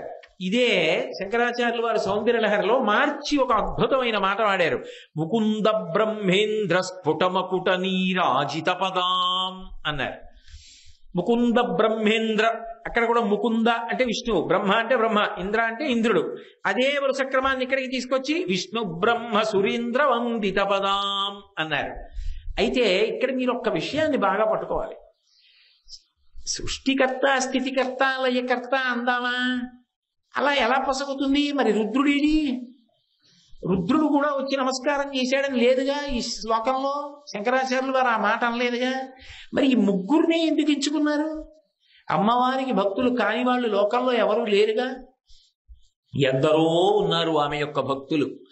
అయినప్పుడు ఈ ముగ్గురిని ఎంచుకోవడానికి ఏమైనా ప్రత్యేకమైన కారణం ఉందా అంటే, సాధారణంగా మనం ఎప్పుడైనా ఒక స్తుతి పాఠం చేస్తే దేని కొరకు చేస్తాము అంటే, అమ్మ రక్షించు అని, అనుగ్రహించమని వేడుకుంటాం. ఈ ముగ్గురిలో ముగ్గురు కూడా రక్షణ చేయడంలో నిలబడేటటువంటి శక్తి కలిగిన వాళ్ళు. నేను మీకు ఒక ఉదాహరణ చెప్పాలి అంటే, ఓం అన్నాను అనుకోండి, అందులో అకార ఉకార మకారములు ఉంటాయి. ఆ సృష్టి, ఉ స్థితి, మ ప్రళయం. సృష్టి స్థితి ప్రళయం ఈ మూడు శక్తులు కలిస్తే అకారము కారమకారముల చేత ఓంకారం. ఓం ఎంత గొప్పదో, శాక్తేయ ప్రణవంగా ఉమ అన్న నామం అంత గొప్పది. ఇప్పుడు ఉమ దగ్గరికి వచ్చేటప్పటికి మొట్టమొదటి అక్షరం ఏది? ఉ అంటే ఆవిడెవరు? స్థితికారిణి, అంటే లోకములను రక్షిస్తూ ఉంటుంది ఆ తల్లి ఎప్పుడూ కూడా. ఈ రక్షణ చేసేటటువంటి తల్లి దగ్గర ఎవరు ముందు నమస్కారం పెడుతున్నాడు? అసలు రక్షణకంతటికీ కూడా ఎవరిని మనం చెప్తామో ఆ విష్ణువు కూడా వచ్చి నమస్కారం చేస్తున్నాడు. రెండు, బ్రహ్మగారు ఏం చేస్తుంటాడు? సృష్టి చేస్తుంటాడు. సృష్టి చేయడం కూడా ఒక రకమైన రక్షణే. ఎందుకంటే ఆయన ఈ శరీరాన్ని ఇచ్చాడు నాకు. ఇప్పుడు ఆయన నాకు ఈ శరీరం ఇచ్చారు కాబట్టి నేనేం చేస్తున్నాను? దీనితో శంకరాచార్యుల వారు మీనాక్షి పరదేవత గురించి చెప్పినటువంటి ఒక శ్లోకాన్ని చెప్పగలుగుతున్నాను కాబట్టి ఈ శరీరాన్ని ఆయన ఇచ్చాడు కాబట్టి నేను కొన్ని మంచి పనులు చేయగలుగుతున్నాను. నేను గతంలో చేసుకున్నటువంటి పాపాలని పోగొట్టుకుంటున్నాను. వాక్కు చేత మంచి మాటలతో పుణ్యం సంపాదించుకోవచ్చు. మంచి పనులు చేసి శరీరాన్ని కాయిక కైంకర్యం చేసి మంచి పనులు సంపాదించుకోవచ్చు. మంచి ఆలోచనలు చేసి మంచి పుణ్యాన్ని సంపాదించుకోవచ్చు. ఇప్పుడు ఈ మూడు రకములైన పుణ్యములను సంపాదించుకోవడానికి కొత్త కొత్త ఉపకరణములుగా శరీరములను ఇస్తూ వెడుతున్నవాడు కూడా రక్షణ యందు అంతర్భాగమే. అందుకని బ్రహ్మగారు కూడా స్థితికర్తయే. మరి ఇంద్రుడెలా అంటే, ఎప్పుడైనా ఆశీర్వచనం చేసినప్పుడు ఒక మాట అంటారు, పూర్వ దిగ్భాగే ఇంద్రో దేవత ఇంద్రప్రసాదాత్ రాజ్యాభివర్ధనమశ్నుతే అంటారు. పూర్వ దిక్కు అంటే తూర్పు దిక్కుకు అధిపతి అయినటువంటి వాడు ఇంద్రుడు. ఆ ఇంద్రుడి యొక్క అనుగ్రహము చేత నీకు రాజ్యాధికార సిద్ధి కలుగుగాక అంటారు. అంటే 8 దిక్కులకు 8 దిక్పాలకులు ఉన్నారు. వీళ్ళు 8 8 దిక్కుల్ని పరిపాలిస్తూ ఉంటారు. పరిపాలించడము అన్న మాటలో అర్థం ఏమిటి? పరిపాలించుట అంటే బలహీనుండి బలవంతుడు వచ్చి ఇబ్బంది పెట్టకుండా కాపాడుతుంటారు, అంటే రక్షణ చేస్తూ ఉంటారు. అంటే ఇప్పుడు పూర్వ దిగ్భాగే ఇంద్రో దేవత అంటే ఇంద్రుడు దిక్పాలకుడై పరిపాలన చేస్తున్నాడు. అంటే రక్షణైనా చేస్తున్నాడు. రక్షణ చేసే వాళ్ళు ఎవరున్నారో వాళ్ళందరూ రక్షణ శక్తిని ఎక్కడి నుంచి పొందుతున్నారు? ఆవిడ పాదములకు నమస్కరించి పొందుతున్నారు. అంటే అది ఓవర్ హెడ్ వాటర్ ట్యాంక్, అందులోంచి నీళ్లు వీటన్నింటిలోంచి వస్తున్నాయి. అందుకని ఆవిడకి ఒక నమస్కారం చేస్తే ఇప్పుడు మొత్తం స్థితికర్తలందరికీ నమస్కారం వెళ్ళిపోతోంది. ఇది చెప్పడానికి విష్ణు బ్రహ్మ సురేంద్ర వందిత పదాం, ఆ తల్లి పాదముల వంక చూసి ఒక్క నమస్కారము చెయ్యగలిగితే ఆ ఒక్క నమస్కారము చేత నీవు అందరు స్థితికర్తల యొక్క అనుగ్రహాన్ని పొందుతావు. బ్రహ్మగారి అనుగ్రహాన్ని, విష్ణు అనుగ్రహాన్ని, సురేంద్రుడి అనుగ్రహాన్ని కూడా నువ్వు మూట కట్టుకుంటావు. కాదు వాళ్ళకి కూడా రక్షణ సామర్థ్యం ఇవ్వగలిగినటువంటి అమ్మ అనుగ్రహము కన్నా గొప్ప అనుగ్రహం ఇక లోకములో ఉంటుంది. కాబట్టి విష్ణు బ్రహ్మ సురేంద్ర వందిత పదాం తత్వస్వరూపాం. ఎవరావిడ? ఆవిడ తత్వము యొక్క స్వరూపమై ఉన్నది. ఏమిటి తత్వము యొక్క స్వరూపం అంటే? అంటే చూడండి, తత్వమసి అంటారు. తత్వము అసి, అది ఇది అయి ఉన్నది అంటే పరబ్రహ్మము. పరబ్రహ్మము అన్న మాటకు అర్థం ఏమిటంటే ఎప్పుడూ శాశ్వతంగా ఉండిపోయేది ఏదో దానికి పరబ్రహ్మము అని పేరు. దానికి 3 రకములైన మలములు ఉండవు అని. అంటే ఆణవ మలము, కార్మిక మలము, మాయిక మలము అన్న 3 మలముల చేత అది స్పృశింపబడదు. ఆణవ మలము అంటే ఇప్పుడు ఈ శరీరం ఉందనుకోండి, ఇందులో పృథివీ ఆపస్తేజో వాయురాకాశాలు ఉంటాయి. ఇందులో కొంత భూ సంబంధం ఉంటుంది, అందుకే ఇలా అంటే మట్టి వస్తుంది. ఇందులో నీరు ఉంటుంది, ఇందులో ఆకాశం ఉంటుంది, ఇందులో గాలి ఉంటుంది, ఇందులో వేడి ఉంటుంది. బయట బ్రహ్మాండంలో ఈ 5 ఉంటాయి. భగవంతుని యొక్క శరీరం అలా తయారవదు. భగవంతుని యొక్క శరీరాన్ని ఈ 5 భూతముల యొక్క అణువుల చేత చెయ్యరు. అందుకే అప్రాకృత శరీరం తం అతిమన్మథ రూపిణం ఘృతరీతి ఘనీభూతం సచ్చిదానంద విగ్రహం అంటాడు వ్యాస భగవానుడు లింగ పురాణంలో శివుడి గురించి చెప్తూ. అది అప్రాకృత శరీరం, అది ప్రాకృతమైన శరీరం కాదు, మనందరి శరీరాల్లో ఉండవు. అందుకని ఆణవ మలము దానికి ఉండదు. 2 కార్మిక మలము ఉండదు. కార్మిక మలం అంటే నేను గత జన్మలో చేసుకున్నటువంటి కర్మలు, కొన్ని పాపకర్మలు ఉన్నాయి, అనుభవించాలి, దుఃఖంగా పోగొట్టుకోవడానికి శరీరం ఇస్తారు. కొన్ని పుణ్యకర్మలు ఉన్నాయి, సుఖంగా పోగొట్టుకోవడానికి శరీరం ఇస్తారు. కర్మల యొక్క ఫలితాన్ని అనుభవించడానికి మనం శరీరాలు పొందుతాం. పరమేశ్వరుడు కర్మఫలాన్ని అనుభవించడానికి రాడు. ఒక ప్రత్యేక ప్రయోజనం కోసం, ధర్మాన్ని నిలబెట్టడం కోసం ఆయన వస్తాడు. అందుకే కార్మిక మలం ఉండదు. మూడవది మాయిక మలం అంటారు. మాయిక మలం అంటే మనందరం మాయలో తిరుగుతుంటాం. మాయ అంటే నామరూపములే మాయ.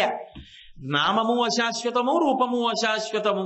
సత్తు యందు అసత్తు, అసత్తు యందు సత్తు చూస్తూ తిరుగుతుంటాం కాబట్టి మాయలో పడి తిరుగుతున్నాం అంటారు. ఆ మాయలో మనందరం పడుంటాం. కానీ పరమాత్మ మాత్రం మాయకి వశపడడం, మాయాతీతుడై ఉంటాడు. మాయని ఆయన ధరించి ఉంటాడు, ఆయనకి వశవర్తి అయి ఉంటుంది. అందుకని 3 మలములకు అతీతుడై 3 గుణముల చేత ప్రకాశిస్తాడు ప్రధానంగా.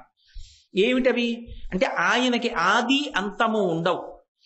ఇది మొదలు, ఇది చివరు అని చెప్పడానికి ఉండదు పరబ్రహ్మస్వరూపానికి. అందుకే శంకరాచార్యుల వారు అమ్మవారి యొక్క జుత్తు గురించి చెప్పినప్పుడు అది నల్లగా ఉంటుందంటారు. ఎందుకు నల్లగా ఉంటుందంటాం?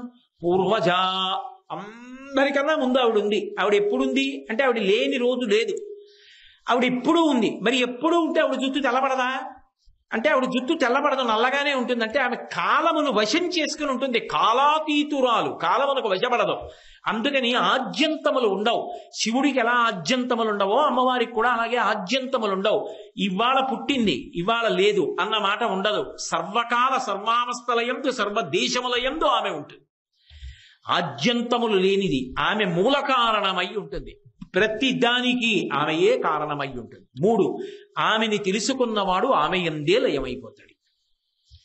బ్రహ్మవిద్ బ్రహ్మైవ భవతి, బ్రహ్మమును తెలుసుకున్నవాడు బ్రహ్మమగుచున్నాడు. ఈ 3 లక్షణములతో ప్రకాశిస్తుంది కాబట్టి ఆమెయే తత్వమై ఉన్నది, తత్వస్వరూపాం. అంతేకాదు, ఈ కంటికి కనపడకుండా ఉండేటటువంటి ఈ లక్షణములు కలిగినటువంటి పరబ్రహ్మస్వరూపం ఏదున్నదో అది వినా లోకములో ఇంకొకటి లేకుండా 8 రూపాలతో ప్రకాశిస్తుంది. అదే అష్టమూర్తి, రజాజైత్రి అంటాం కదా, 8 రూపాలతో ఉంటుంది. అదే భురంభంశనలో నిలోంబర మహార్నాథో హిమాంసు పుమాన్ నిత్యాభాతి చరాచరాత్మక విదం యస్యైవ మూర్త్యష్టకం నాన్యత్కించన విద్యతే విమృశతాం యస్మాత్ పరస్మాత్ విభో తస్మై శ్రీ గురుమూర్తయే నమ ఇదం శ్రీ దక్షిణామూర్తయే అంటారు శంకర భగవత్పాదులు. ఆమె ఈ పృథివీ రూపంగా ఉంటుంది, ఆమె అగ్ని రూపంగా ఉంటుంది, ఆమె వాయు రూపంగా ఉంటుంది. అందుకే ఆ లలితా సహస్రనామంలో వీటికి సంబంధించిన నామాలు చెప్పినప్పుడు వీటికి అధిష్టాన దేవతగా ఆమె ఎక్కడెక్కడ ఏ పీఠంలో ఏ పేరుతో పిలవబడుతోందో చెప్తారు. కాబట్టి పృథివీ, అలాగే నీరు, అగ్ని, ఆకాశము, వాయువు, సూర్యుడు, చంద్రుడు, జీవుడు, ఈ 8 రూపాలతో ఆవిడ ఉంటుంది. ఇప్పుడు నాకు ఒకటి చెప్పండి, మీరు ఈ 8 జీవుడను అన్న భావనతో కదా నేనున్నాను. నేను ఈ 7 కాకుండా వెళ్ళడానికి ఇంకేమైనా ఉంటుందా? ఉంటే భూమి మీద ఉండాలి, లేకపోతే నిప్పు, లేకపోతే నీరు, లేకపోతే ఆకాశం, వాయువు, సూర్యుడు, చంద్రుడు, ఇవి కాకుండా ఇంకేమైనా ఉంటుందా? అసలు ఉండదు. అంటే అసలు నిజానికి ఇవే పరదేవతా స్వరూపాలని తెలుసుకోలేనంతసేపు మాయ తప్ప, ఆవిడంత దగ్గరగా ఉన్నది ఆవిడ ఒడిలోనే మనం ఉన్నది. కాబట్టి ఆవిడే ఒక రూపాన్ని తీసుకుంటే అది చూడ్డానికి వెళ్ళవలసిన అవసరం లేకుండా దాన్ని ఆశ్రయించి ఉండడం వినా ఇంకొక చోటికి వెళ్ళడానికి మనకు అవకాశమే లేదు. ఆవిడే ఆ రూపాలన్నిటితో ఉంది. అది అష్టమూర్తి. ఆ 8 రూపాలతో ప్రకాశిస్తే దాన్ని తత్వస్వరూపం అంటారు. ఈవిడే కొన్ని వికారములుగా పొందుతుంది. అప్పుడు పంచజ్ఞానేంద్రియములు, పంచకర్మేంద్రియములు, మనోబుద్ధి, అహంకారములు, వీటిని షోడశ వికారములు అంటారు. అలా ఆవిడ కొన్ని వికార స్వరూపాలుగా పొంది మనిషి యొక్క జీవన యాత్ర నడవడానికి కారణమవుతుంది. ఇవన్నీ కలిపి తత్వస్వరూపం శివాం. ఇవన్నీ ఎందుకు చేస్తోంది అంటే ఆవిడ శివాం. శంకరాచార్యుల వారు సౌందర్య లహరిలో 1కి 10 మాటలు అమ్మవారికి వాడినటువంటి నామం శివాం. శివాం అంటే పరమ మంగళకరురాలు, సమస్తమైనటువంటి అభ్యున్నతులను ఇవ్వగలిగినటువంటి తల్లి ఆమెయే. ఏమిస్తే ఇది ఇవ్వాలని ఏం లేదు, ఆమెయే మనకందరికీ మూలాధారము అని తెలుసుకుని మనం ఒక్కసారి 2 చేతులు కైమోడ్చి తల వంచి నమస్కరించినంత మాత్రం చేత, ఆ తల్లి పేరు చెప్పినంత మాత్రం చేత, ఒక్క శ్లోకాన్ని చదివినంత మాత్రం చేత, ఓపికంటే ఇంత పసుపో కుంకుమో సమర్పిస్తే మనసులో ఆవిడ్ని స్మరించినంత మాత్రం చేత ఆ తల్లి ఈ అభ్యుదయము ఆ అభ్యుదయము అని ఉండదు. ఏ అభ్యుదయాన్నైనా అలవోకగా కష్టపడకుండా ఇవ్వగలిగినటువంటి తల్లి ఎవరు అంటే సమస్త శక్తులు ఆమె యందుంటాయి కాబట్టి ఆమెయే ఆదిశక్తి అయి ఉంటుంది. అటువంటి ఆదిశక్తి స్వరూపిణి అయినటువంటి ఆ మీనాక్షి పరదేవత మనందరికీ సకల సౌభాగ్యములను సకల సుఖములను ఇవ్వగలిగిన తల్లి కనుక, సర్వ మంగళములకు ఆవిడే కారణము కనుక, సకల శుభములకు ఆవిడే ఆలవాలము కనుక శివే అని పిలిచారు. శివే అన్న నామం కన్నా శివ అన్న నామం కన్నా శివాం, శివ అంటే శివుడు, శివాం అంటే అమ్మవారు. శివ అన్న నామము చేత కళ్యాణము, భద్రము, క్షేమము, సౌభాగ్యము ఇవన్నీ ఎలా ప్రతిపాదింపబడతాయో స్త్రీ స్వరూపంగా శివ అన్న నామము చేత కూడా ఇవే ప్రతిపాదింపబడతాయి. అంత పరమమంగళప్రదమై ఇక లోకంలో ఇంతకన్నా మంగళప్రదమైనటువంటి పేరు ఇంకొకటి తలుచుకోవడానికి లేదు. అది తలుచుకున్నంత మాత్రం చేత సమస్త మంగళములకు ఆలవాలమై ఉంది. అంత గొప్ప పేరు కలిగినటువంటి తల్లి, అటువంటి స్వభావము కలిగినటువంటి తల్లి, లోకములకు మంగళములు చెయ్యడం ఒక్కటే ఆమె యొక్క స్వభావమై ఉన్నది. శివుడు ఎలా మంగళములను చేస్తాడో ఆమె అలా మంగళములను చేస్తుంది. అందుకే ఆవిడ పేరే సర్వమంగళ. అటువంటి సర్వమంగళములను ఇవ్వగలిగినటువంటి ఆ తల్లి ఒక చోట రాశీభూతమై నిలబడితే నువ్వు పిలిస్తే పరిగెత్తుకు రావడానికి నేను సిద్ధంగా ఉన్నానని ఎడంపాదం కన్నా కుడిపాదం ముందు పెట్టి అపారమైనటువంటి దయ సముద్రముగా, అసలు లోతు తెలుసుకోవడానికి వీలు లేనంత దయతో ఆమె వచ్చి నిలబడితే, నన్ను స్మరిస్తే చాలు రక్షించడానికి సిద్ధంగా ఉన్నానని ఆ తల్లి ప్రతిజ్ఞ చేసి ఈ లోకములోకి వచ్చి ఒక మూర్తిగా తానే మారి నిలబడితే అదే మీనాక్షి పరదేవత స్వరూపం. కాబట్టి ఏం చేస్తాను?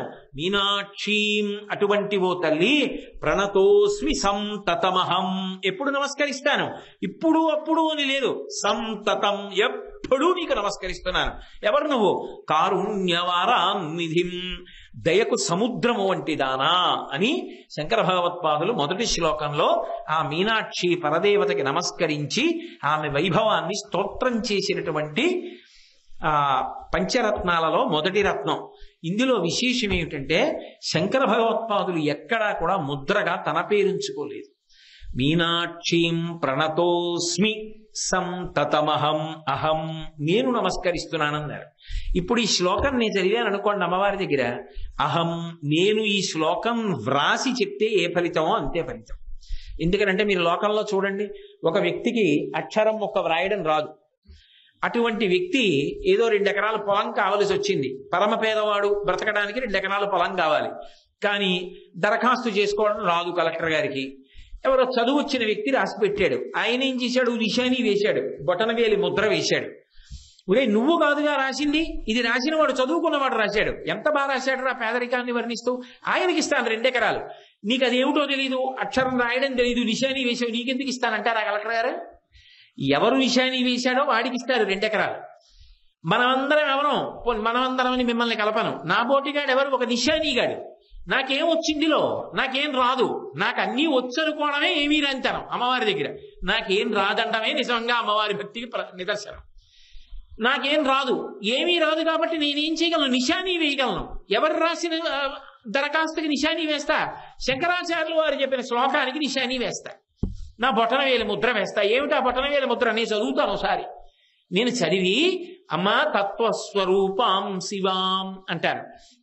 ఉద్యద్భాను సహస్రకోటి సదృశాం అని కేయూరహారోజ్వలాం బింబోష్టీం స్మితదంత పంక్తి రుచిరాం అని పీతాంబరాలంకృతాం విష్ణు బ్రహ్మ సురేంద్ర వందిత పదాం తత్వస్వరూపాం శివాం మీనాక్షీం ప్రణతోస్మి సంతతమహం కారుణ్యవారాన్నిధిం అన్నాను. ఇప్పుడు అమ్మవారిది శంకరాచార్యుల వారు రాశారా కోటేశ్వరరావు? ఆయనకి ఇస్తాను ఫలితం అంటుందా? కాదు, నాకిస్తుంది. అంటే ఇప్పుడు ఈ శ్లోకం చదవడం వెనక అమ్మవారి అనుగ్రహాన్ని మనకి కట్టబెడుతున్న వారెవరు? శంకర భగవత్పాదులు. అది ఆయన ఈ లోకానికి చేసిన అనుగ్రహం.